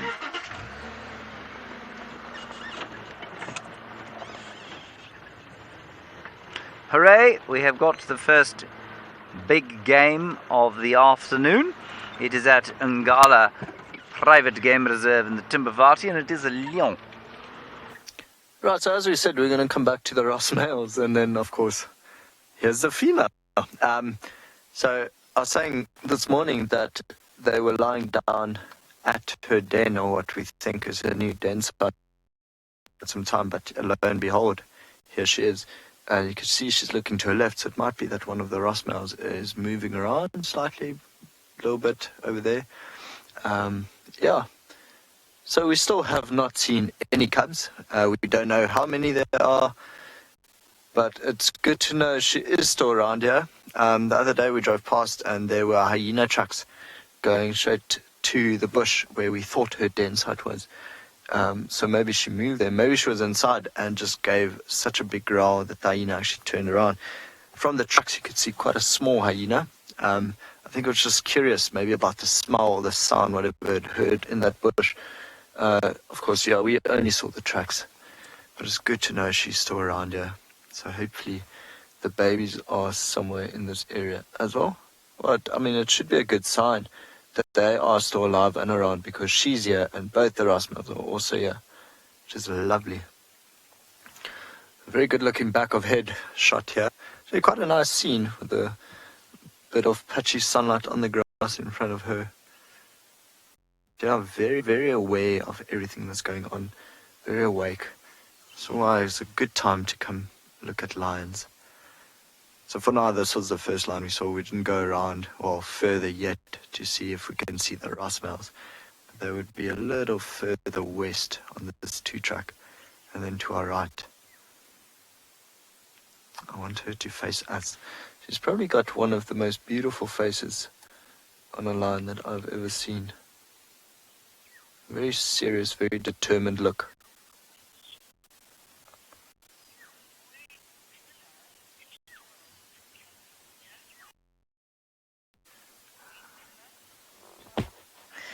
Wendrilla from California. Ah, there we go. Look at that. See his beautiful, beautiful face. So Wendrilla from California is only 12 years old, wants to know why males have manes and females don't. So when you with testosterone, but males, oh, big yawn. Sadly, it's in the wrong direction. Well, she might just get up soon, hopefully. The males are known to fight with each other, and then the males also have to look impressive and a lot bigger. So this mane helps with that. The stunning lioness, eh? The mane makes them look bigger, of course, more attractive to females, like this one. And then when they fight, it also serves as a bit of protection around their neck and shoulder areas. And I think it's actually the testosterone in them that makes them grow this mane a lot bigger. Come yawn one more time and then just walk our way. See how she's slowly waking up. His eyes are just, it's like we're watching this in slow motion. Eyes going slightly open, then shut again. Got a message from my sister today asking if this lioness is still with her cubs or the good-looking Cheetah. Must use crest. If this lioness is still with the cubs, or the cubs still around. So, sister Chantali, if you're watching this, there you go. Actually a beautiful, beautiful shot with stars in front of her. And the sun's setting.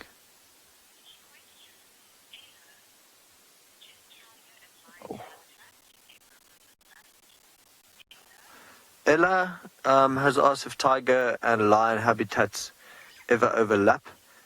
Ella, not in Africa, so tigers don't occur in Africa naturally. We have a ranger here called Yapi, and we often have this discussion, like,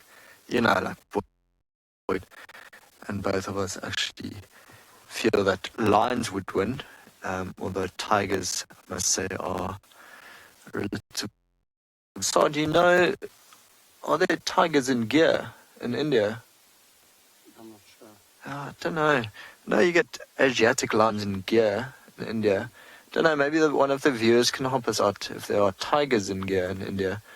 But around here, you won't find tigers and lions in the same reserve. No tigers are naturally occurring in Africa. No, there are a few reserves you can go to that has tigers, but I don't think they have both.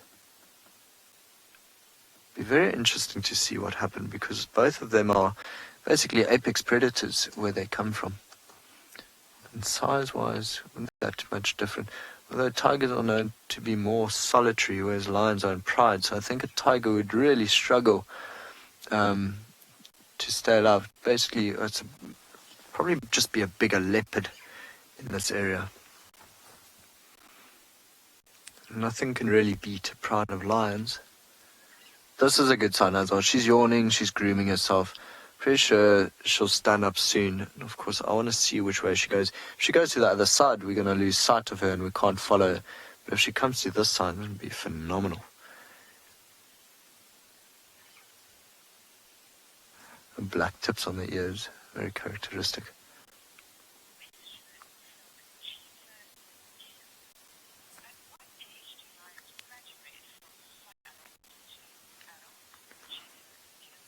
Cheetah Kim, what age do lions graduate? The reason we call them sub-adults mostly is because we had youngsters and then we had the adults. But I mean, technically now we should just call her an adult because, well, she's given birth. So definitely not a sub-adult anymore. But while she was with the pride, her and her brother, we used to call them sub-adult just to differentiate between the new cubs and them and then the actual adults, their mothers. But yeah, I think now that she's given birth, she'll definitely be an adult. And then technically so should her brother also be an adult now. So maybe 3 years old, 3.5, if I had to give an age to it. Because 3 years old is usually when the males need to leave the pride as well. It's taken her brother much longer time, of course. But some people just move, or some just move slow. It's easy living with the parents.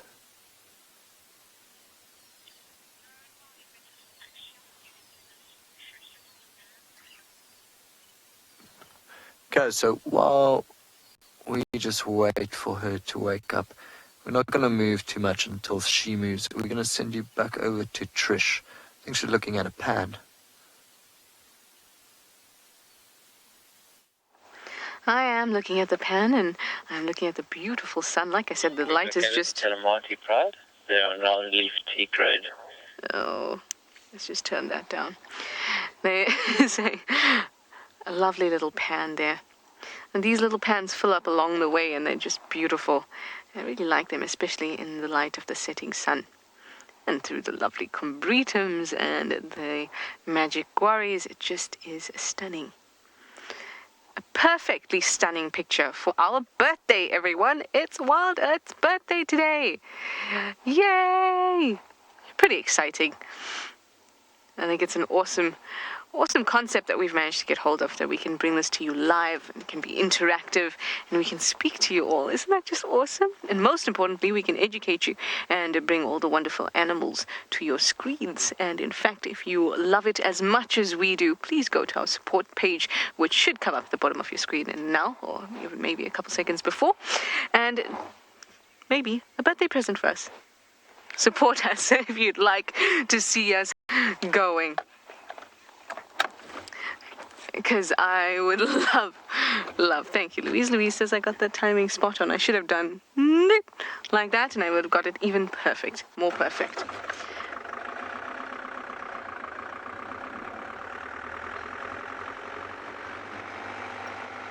Okay, this is true.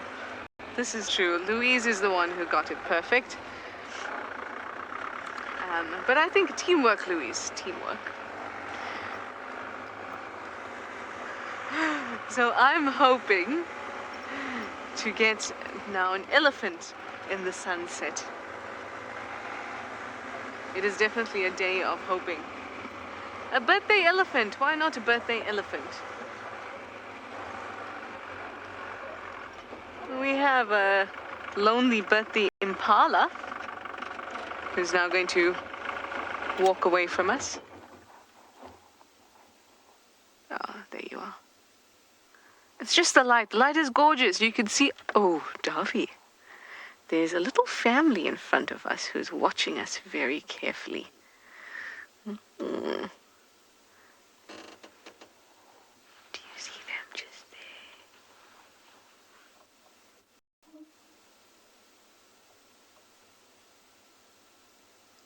Hello, guys.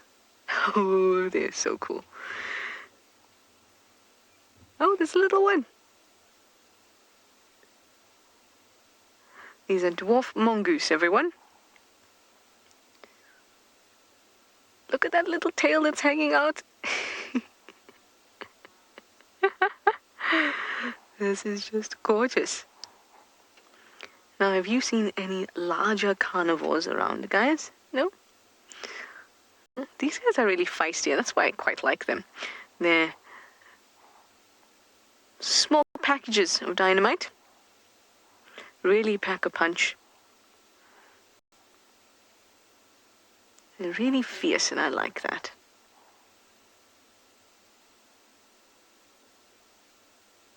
They also seem to really have a good awareness for what's happening around them, communication. Sometimes when you're driving through the road, you can hear them communicate from different sides of the road. And they have different calls that can communicate aerial predator, oh, ground predator, or come here, baby.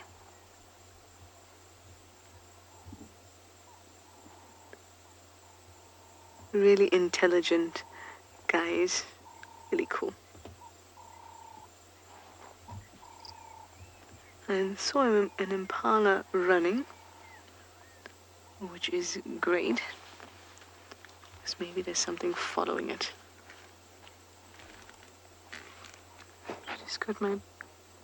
Ah, there is something following it. It's other impala.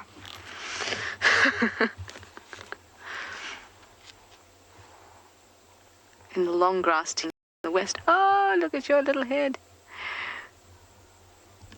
The long grass out here in the west can be very difficult to actually spot something. So when you see a little flicker of a tail or a head or ear, it's important to look with the binoculars.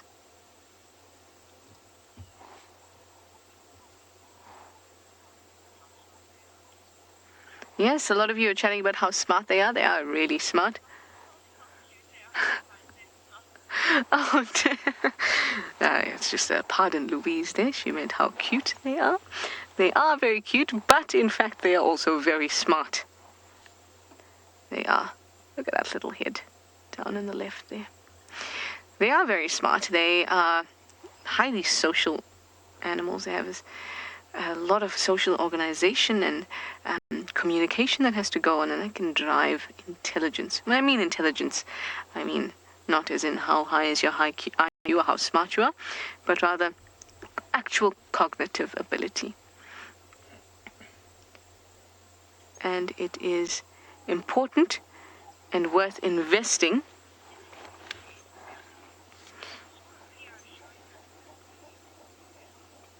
Lulu, you'd like to know if they play dead when they're threatened.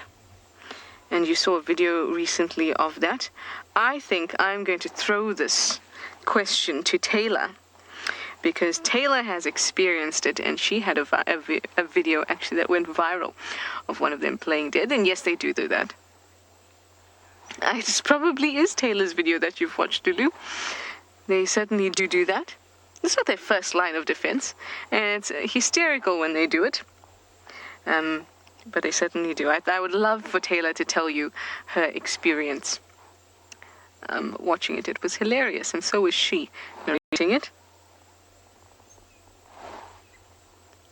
They do that. They are also very nimble. They can run away very quickly, and their size allows for them to dart into holes very easily, into old logs, etc. But if they truly have no way out, they will feign death. Sometimes even for the fun of it.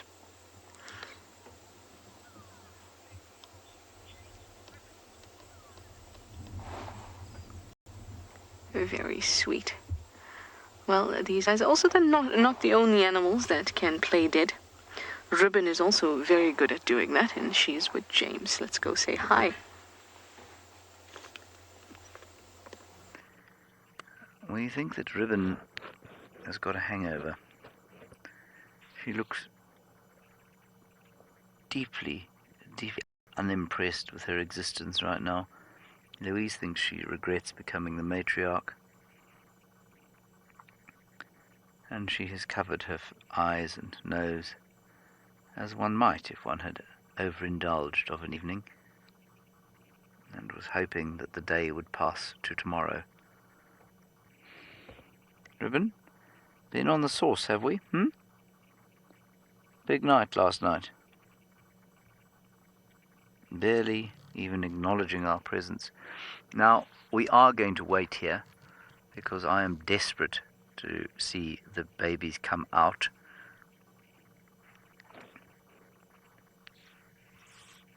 And as yet, they're not showing any signs. She'll have to go and fetch them. She'll have to go and do the feeding thing. So we'll wait here and see if they pop out.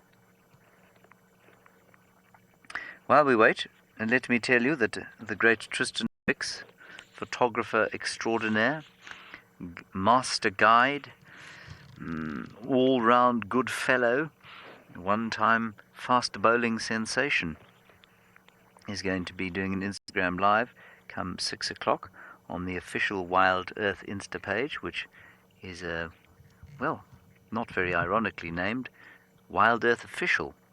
And he'll be pictures that he's taken. He's a brilliant, and this evening will be 5 photographs from the Serengeti, which he says to me, yeah, they're not that great, which probably means they're absolutely awe-inspiring.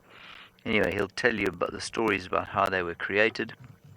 You can probably ask him bits and pieces about how he edited them too, if you'd like to. I always find it fascinating to chat to him about the little tweaks he makes that make the images really jump. And so you can do that at 6 o'clock on WildEarth Official on Instagram. Ribbon, did you hear that? Are you going to be watching? Doesn't look like it. Looks like you're going to be doing exactly what you're doing now.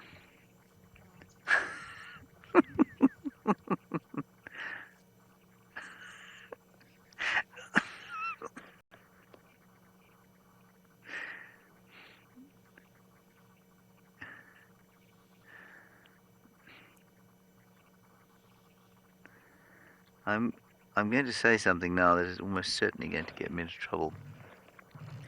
I am minded slightly of my wife post her bachelorette weekend.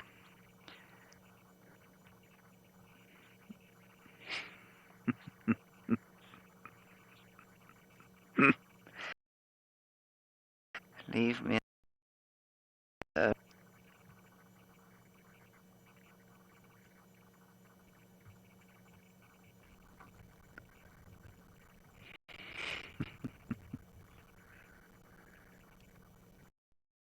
alone. Sorry, we lost sound briefly in the final control room.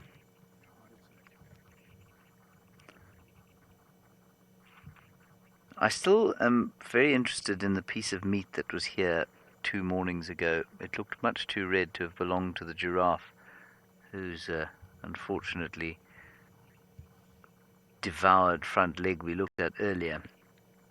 And I still think that she maybe pilfered it from the Nkuhumas during their very brief foray back onto Djuma.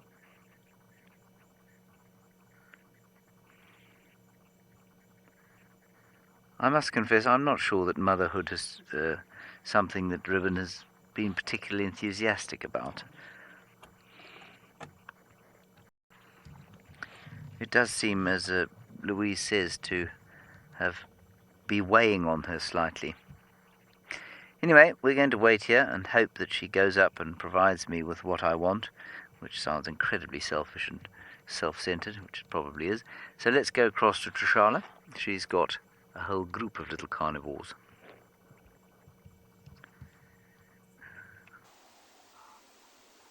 I do. In fact, they're Ribbon's cubs lookalikes. We've just gotten a little bit closer, and they were so obliging. Now, we parked right next to them because we wanted to go past them on the road. I thought, oh, they're so sweet and obliging. Let's stop and see if they'll come out. And indeed they have. Look at that little nose wiggling about. Wiggle, wiggle. I'm going to be quiet. I want you to listen to them communicate.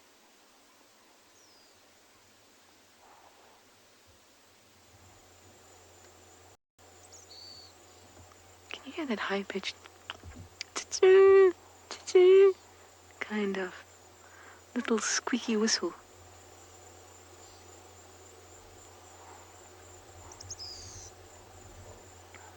Davy, there's this little one at the bottom here.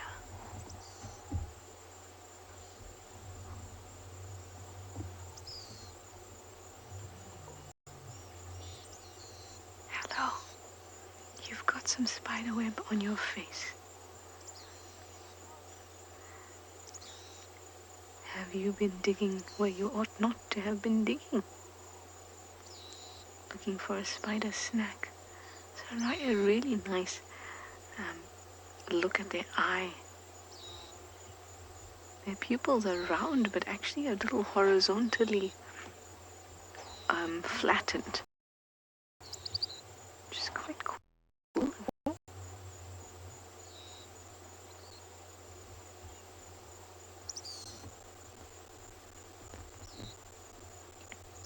Yeah, almost like an overinflated rugby ball or stepped on a soccer ball.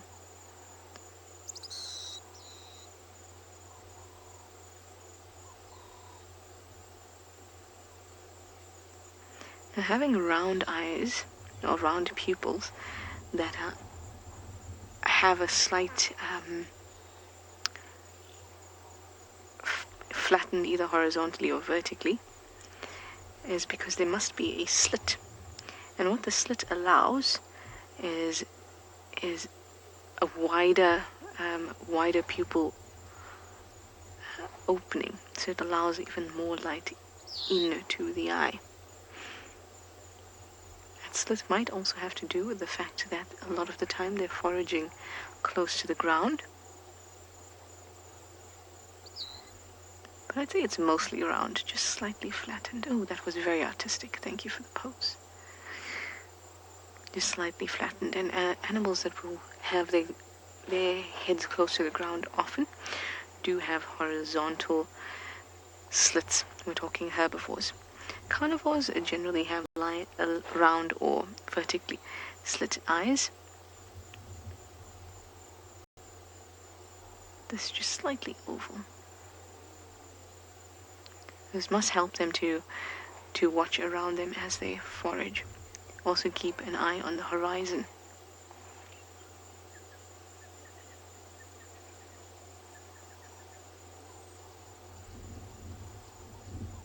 It'll be time for them to go to bed soon. They will all scurry away into the mound.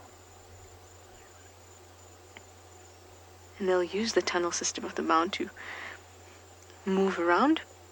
They usually have about a territory of a square kilometer or so, and with it they move every night, almost spending it at a different mound. They don't usually have one they call the base. Very cool. Well, you were asking me about feigning death in these guys earlier. So I'm going to send you over to Taylor, and you have to ask her about it because it was absolutely hilarious. But she does have a flower for you too.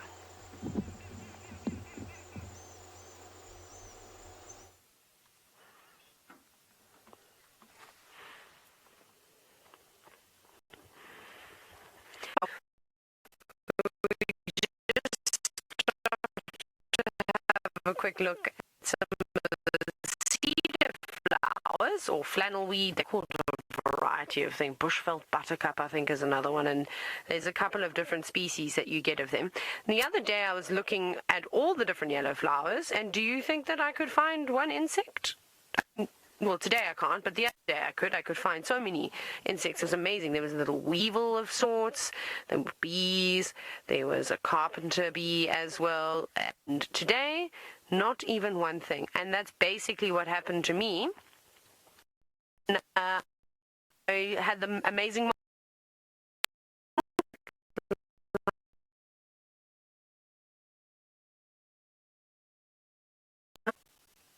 Was it on the leaf behind it? I don't know.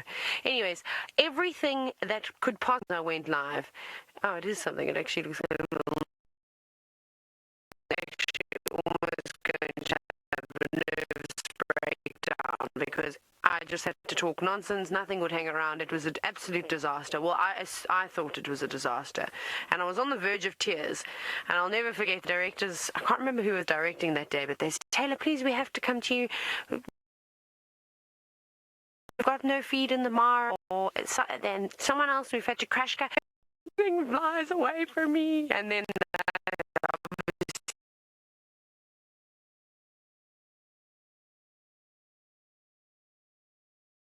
I sucked it up and I came around the corner and there was some mongoose, and I think it's actually one of the best sightings, probably the best sighting. There were little mongoose. They weren't adults, and they were playing and wrestling with one another. Again, we don't have mongoose now. We just look.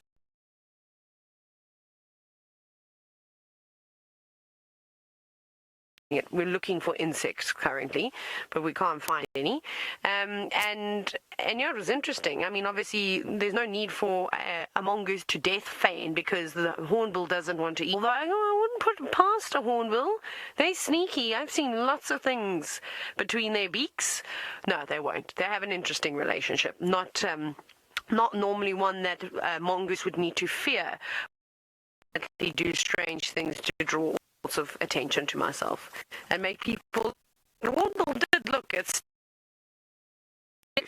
So, anyways, that was such a great sighting. I don't think I'll ever see anything like that ever again in my entire life, ever. But no insects. I'm going to keep looking. Look at all these. It's beautiful. These flowers are just amazing. But do you think that there is one creature on maybe on the not venonias, the purple flowers? There'll be crabs. But it seems as though the gremlins are going to attack us. So we're going to carry on down this long road. Off you go to Rowan to see if he's had luck. I must say the timing here was phenomenal because she's had her head down and you could literally just see an ear. Which was actually quite cool because with the light behind her, like that, I don't know what she heard now. Maybe a lion roaring in the distance.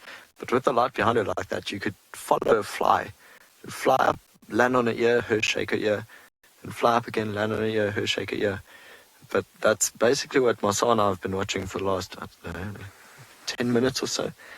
See, you can actually see the fly just in the light behind her. And then, just as we got all of you guys back, she lifted her head. So, bit of a good luck charm. She's actually stretching out and ready to put her head down again. What have you been up to all day? So of course I think she was probably here all day. It's just that we could not see her. She might have been just on the other side where she's looking now, and we can't see her from this side. That would not surprise me at all. She wouldn't. It's rare that both the Rossmales would be here, but not her, especially if she's hiding her babies somewhere around here. So of course we're not too sure which bush, but we think maybe the one just on her left here. If she's this close to the spikethorn thicket, it's very likely that the youngsters are actually in here as well.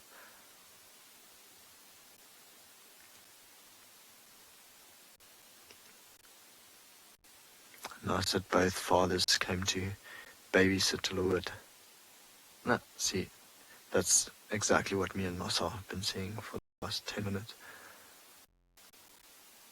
And I mean, even that is quite hard to spot if you're coming through this riverbed and you don't really know what to look for.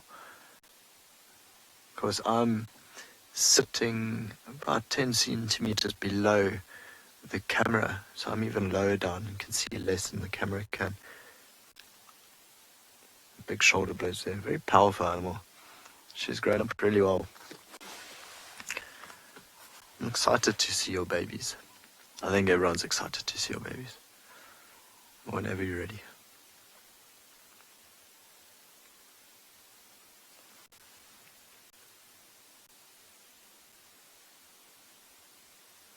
So we drove a little bit further on just to see if we can see the Rossmale, and basically all we saw was the back paw and the back foot in the air, him lying on his stomach. Couldn't really even see the stomach, just literally the white bit of the, oh, there we go, up again. Oh, there's a lion roaring. Listen to that. Listen. There's the other brother, so the brother left.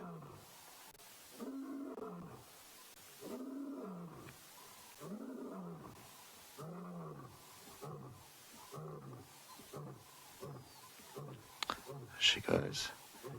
Let's see now. She'll possibly reveal to us which bush her den is. So if she walks into the spikethorn thicket, it's very likely that the baby's down here. She's looking straight at it.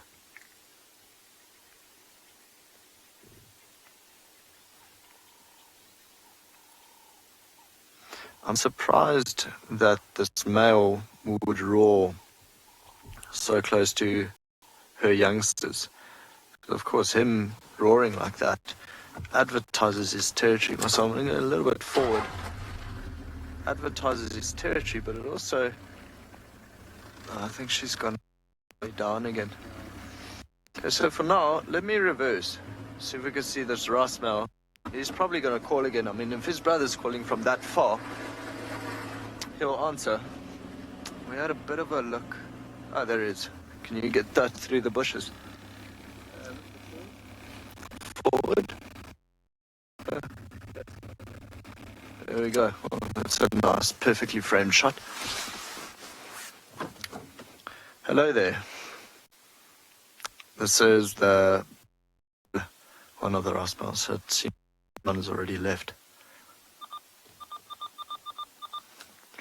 So yeah, him roaring advertises that he's here, and you know it's a little bit close to, although they are pretty much in the center of what we think the territory would be.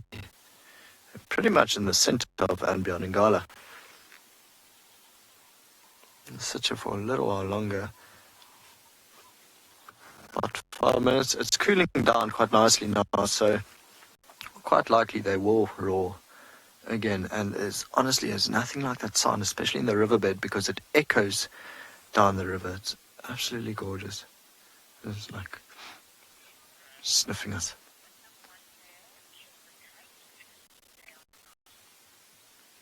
So Sahara, these two are brothers, so it's very likely that one cub actually belongs to him and the other cub belongs to his brother. So the only time, big yawn, see he's got a tooth missing.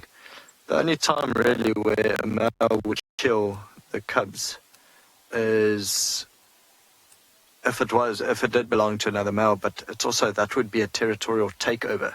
So it's area. So if we had a new male walk into this area and push out the two Ross males, then yes, it would kill the cubs. But for now, the two Ross males are coalition. These two are brothers.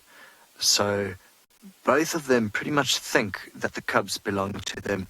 So a very clever strategy from the female, because she would have probably mated with both of them. He's yawning. Actually, probably also a good sign he'll get up soon. If he walks to the left, we'll have to reverse more. I'm hoping his brother starts roaring before that happens, because then, of course, he'll answer. Actually, even quite likely that he'll be the first to start roaring. So I've also been listening out in this spikethorn thicket we were talking about a little bit earlier. And it doesn't sound like this female has moved at all. Okay, while we wait for them to roar, we're going to send you to James with Ribbon.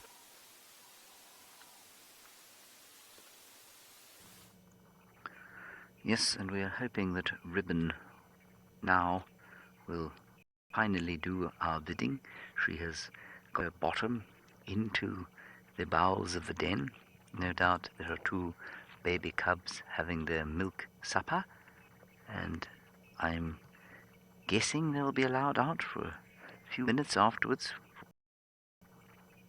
Possibly not, but one lives in hope. She, again, does not seem to be serving dinner with what might be described as enthusiasm.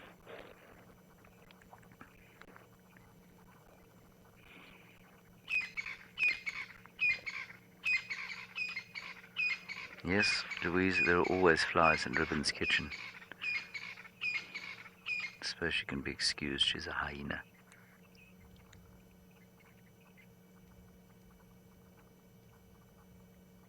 It's around about now that we might expect some action, just as it gets too dark for me to take a photograph.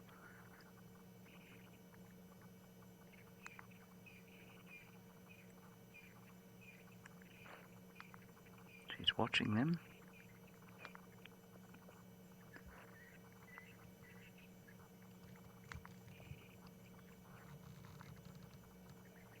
The birds are singing their last of the day.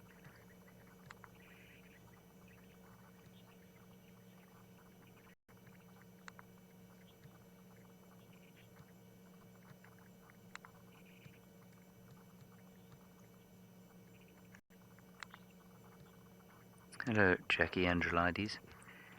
It is our pleasure to have you with us. You say you go to the Kruger Park often, you love going to the Kruger, you've just stumbled upon the stream, and you're enjoying it very much. Well, we enjoy it very much too, and we hope that during this time that you're not allowed to go to the Kruger Park, or any game reserve in our country at the moment, we hope that you're enjoying the fact that you can do it virtually with us. It's a great honor to have you all on board, and thank you very much for the time you've given us.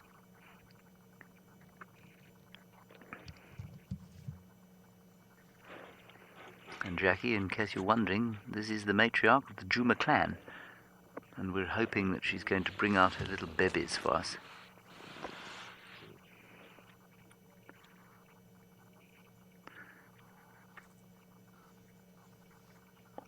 Oindrilla. Hello, Oindrilla. You're wondering how many clans of hyenas there are here at Djuma. Oindrilla? Less than one. So the Djuma clan's territory extends beyond Djuma's borders, and as far as I'm aware, we very seldom get visitors from other clans here. So it's possible that maybe a member of the Elephant Plains clan might come here, but we only have enough space for roughly one clan of hyenas.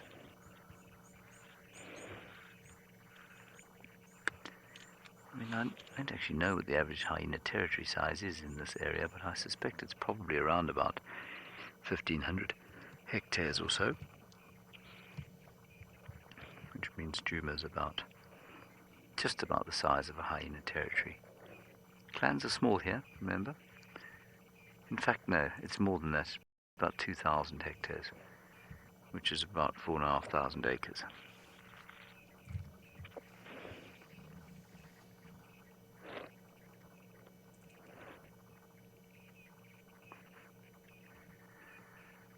Oh, Reuben, the number of hours I've stared at the back of your head, marveling at the number of flies chewing away at your mangled ear. It is depressing and inspiring that you're able to maintain such a position for so long. While I consider this inspiration, let's go to Trishala, who has had some success with what she sought.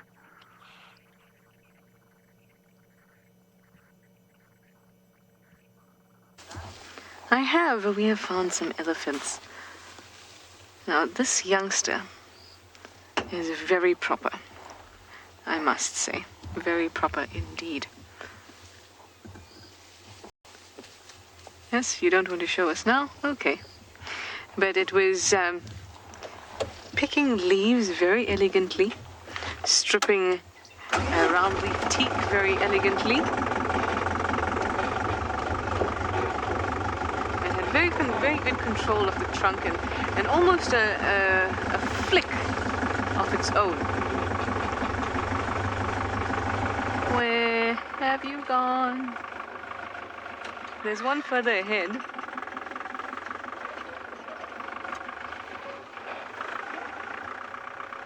Let's visit these guys.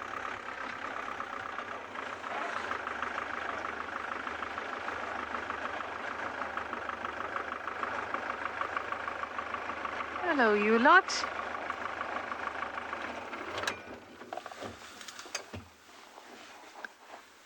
Oh, very nice head. They're spread out quite a bit. I keep on going on this road and I see more and more.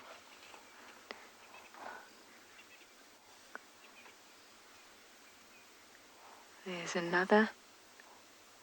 Look at how beautiful is that grass. Still a little bit of that lovely light left.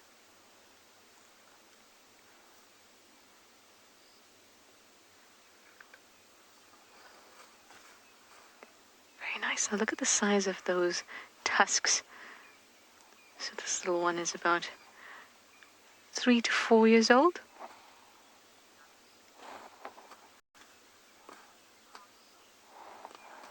Hi Tommy, you're 6 years old from the UK. You'd like to know, what is an elephant's favorite food? I think a marula is their favorite food. It's some of the humans' favorite food too. I quite like marula fruits. They're very nice and sweet and tangy, and you get them in the summer. So they're not around anymore, but elephants love them. Really do love them. You see them stretch their trunk really high and try to grab some fruit. Hi, you're trying to come a little bit closer. You're welcome. You just noticed that we're here. Did you see that little head shake to let us know I am big and I see you? But also you don't seem that threatening, so I'm just going to keep on eating. I always think it's a compliment when elephants are relaxed with you.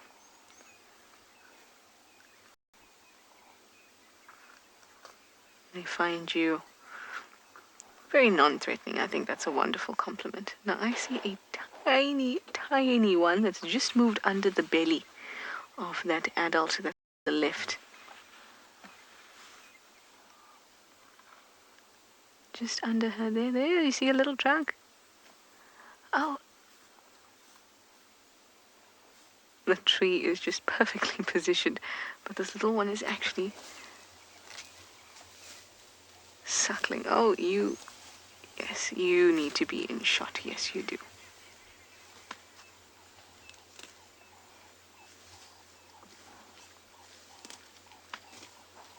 Just listen to them as they feed.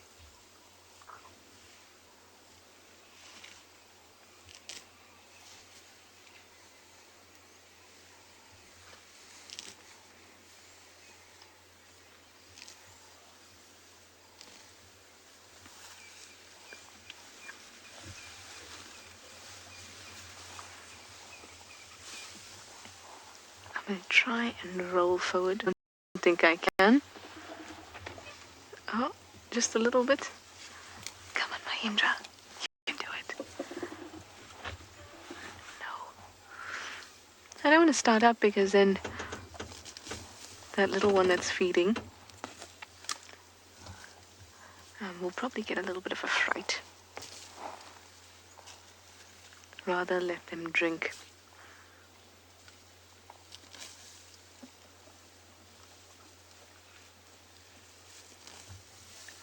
Oh, James has the cubs. Let's go quickly. The babies have come out. Look, they're having a little play.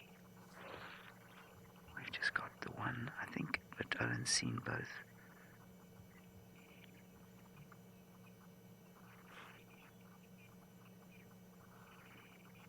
Look at them playing now. That's so cool.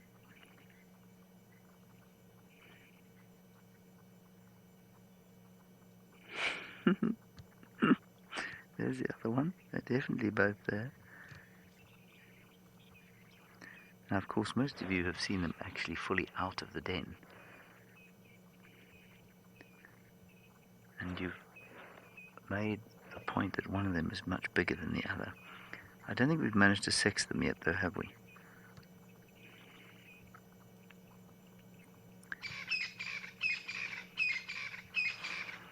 Not sure we'll manage that now. But this is just too special for me.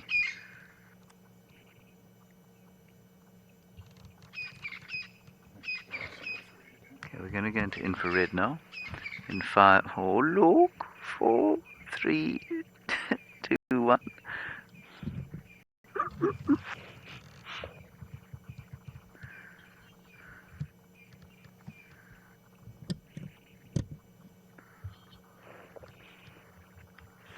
Yet again, they've done it just too dark for me to get a decent picture. Anyway, that's all right.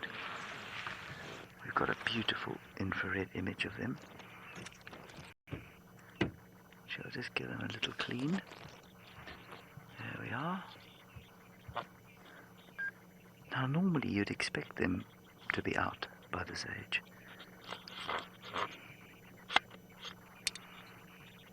Yeah, I think that's the smaller one. That's the little one. Oh, look, and its little ears are even floppier. Hi, guys. Oh, my. Oh, this is magic.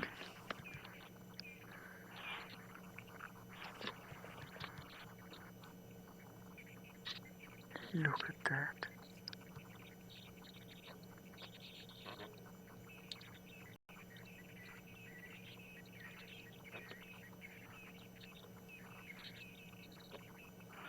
Jumping down.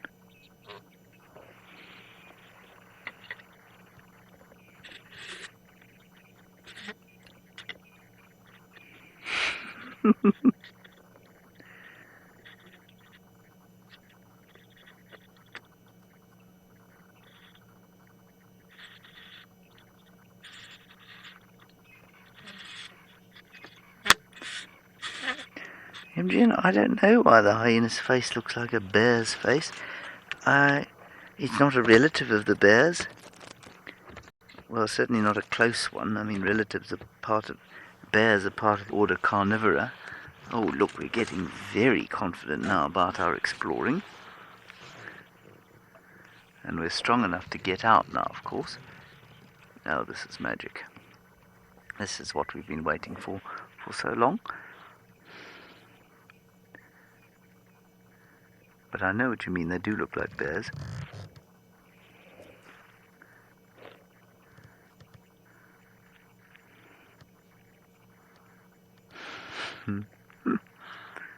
Yeah, it's noticeable how one is much bigger than the other, isn't it?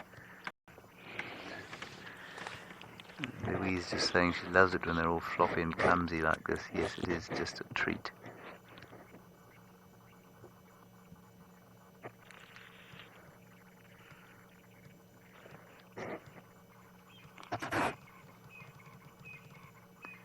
Little one just staying a bit closer to Mum than the other. Yes, King Quad saying there's your birthday present for WildEarth. Also, of course, to the point is that it's World Hyena Day today, so probably even more to the point that we have baby hyenas here at a hyena den on World Hyena Day. So happy World Hyena Day, hyenas. I think they're too small to sex just yet. Now you'd almost expect, with two sizes of cub here, this is just magic, for the bigger one to be female. But that might be wrong. They might both be female, might both be male. This guy's definitely a bit more coordinated than his brother or sister.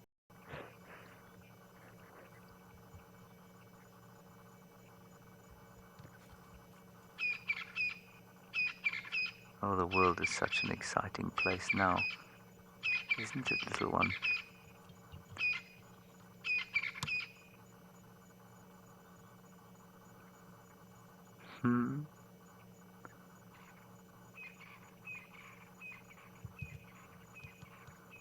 And Ribbon just yawning in appreciation for World Hyena Day.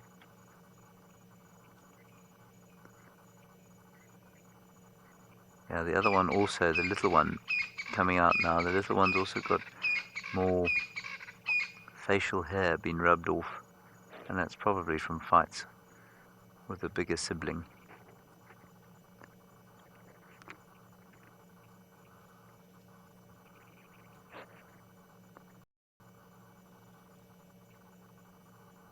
Oh.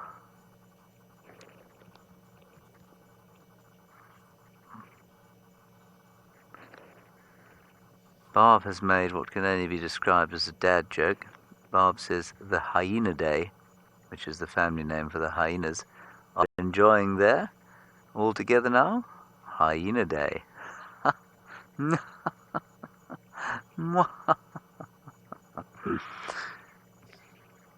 Thank you, Bob. The flies are spectacular. That baby is very fat and very healthy. Come, little one, you must be confident. Ain't nobody gonna give you no charity. Oh, come on, push. No, back in. Oops.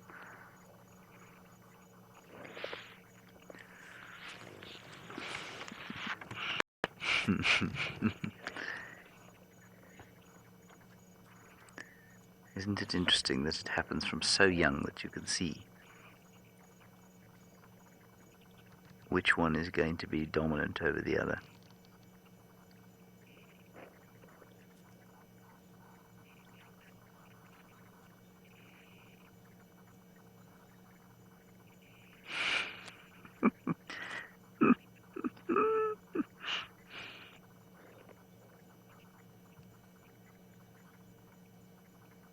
Ribbon, don't breathe on them. I hate to think what your breath smells like after you've been eating that rotting giraffe, which I'm assuming you were partaking of at some stage. It'll singe the rest of the hair off their faces. Matthew, the father, will play a very small role in raising the cubs, in so much as he will be part of the clan that defends the clan territory. He will not feed the cubs. He will not acknowledge them as his own, as far as we're aware. He might play with them a little bit later when they're big enough to come out of the den, but so will all the other hyenas in the clan. So, no, not really. This really is very much an animal that has just about perfected turning the male of the species purely into a donor of spermatozoa. They do not require his help to defend the territory, although he does play a small role. They do not require his help to raise the cubs. They do not require his help to find food.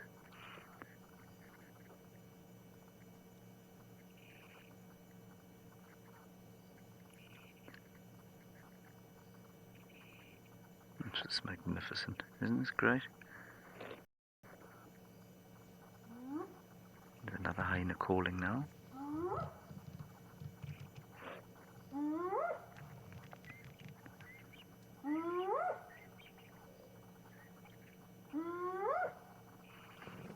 She's not reacting.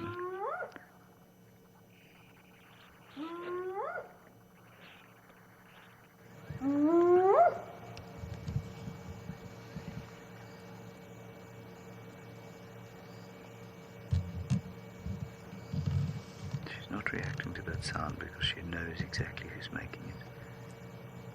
They recognize individuals from their sounds, we think. But really, she does need to do a bit of spring cleaning because, goodness, those flies are appalling. Taylor McAdee has now found herself on the shores of a great lake, and she will share her impressions of the aquatic life at Karongwe. It just takes forever.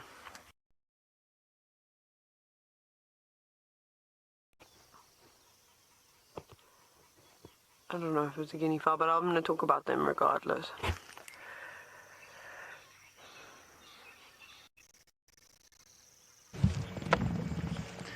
Sorry about that, don't know what's going on there, but the cubs are still sticking their heads out. I thought maybe it was going to be all finished,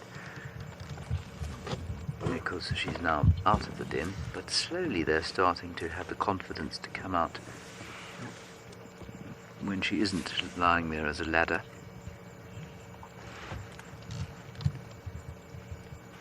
Not sure for how long she's going to be needed as a ladder. There we go. Come, little one. We can't get enough of you.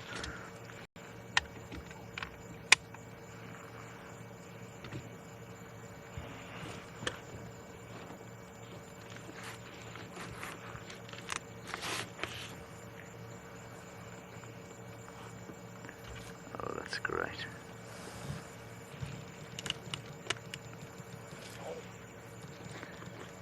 So what do we reckon? About 4 weeks old? Maybe 5.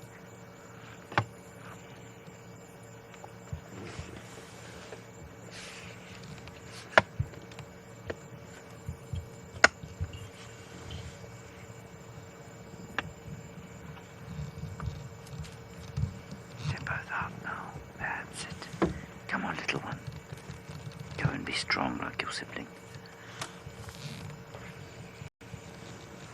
That's it. Walk, scratch, bite, dig.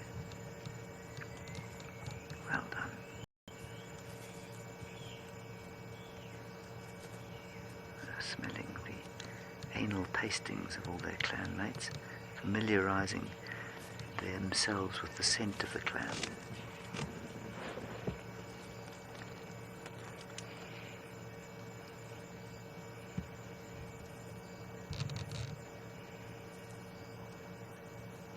See how they've become more confident as night has fallen. Now, do you think it makes a big difference, given that they are predominantly nocturnal creatures? And I don't know if that's entirely instinctual, or if it's got to do with the fact that Ribbon feeds them now, and therefore this is when they're most active.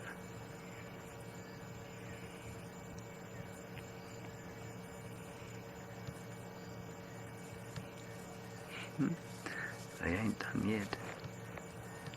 Oh look, climbing on mud, but just not quite strong enough.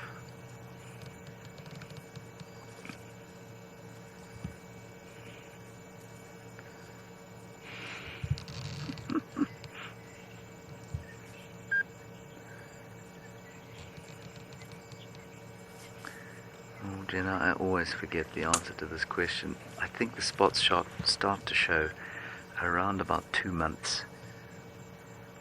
They'll just start to show around 2 months. I really should know that, but I think I've forgotten it. I think it's around 2 months.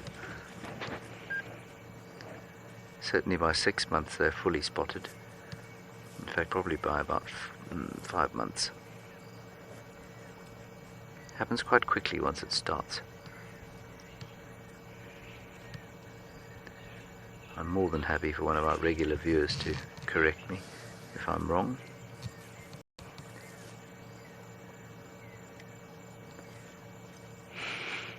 See, the reason they start to show spotting is that this black color is no longer an advantage to them once they're out of the den. So once they are no longer in the black hole that they live in, being the spotted color is much more effective for camouflage out here when they're away from the den. And so slowly, as they spend more and more time out of the den, so their fur changes, not because they're spending time out of the den, but it just happens at the same time. They've evolved to change color as they need that dark color less, and they'd be better suited to the more camouflage spotted color. Your Ribbon is lucky that her kids like to play on their own, because she's not doing a great deal of homeschooling like a lot of you are doing right now.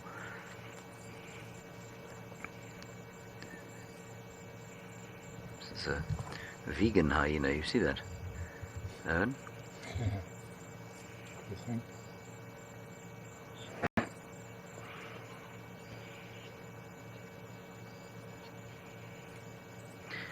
No, Margaret, it's very unlikely that another hyena would cub-nap a cub, especially not the matriarch's cub. I don't know if it's ever happened. I've heard of it happening in leopards once, where there's an absolutely astonishing story at Londolozi, where a grandmother took the cub of her daughter and left her with one and raised that daughter. So that's an amazing story. I've not heard of it happening with hyenas. I think it's unlikely, given that she's the matriarch. Now, if you've been enjoying the show and you wish to continue watching the show, if you'd like to head along to wildearth.tv/support, and if you can give us your support, that would be wonderful. Obviously, these broadcasts will continue to be free for the foreseeable future, but they ain't so free to produce, as I like to say. So if you can help, we'd gratefully appreciate it. wildearth.tv/support.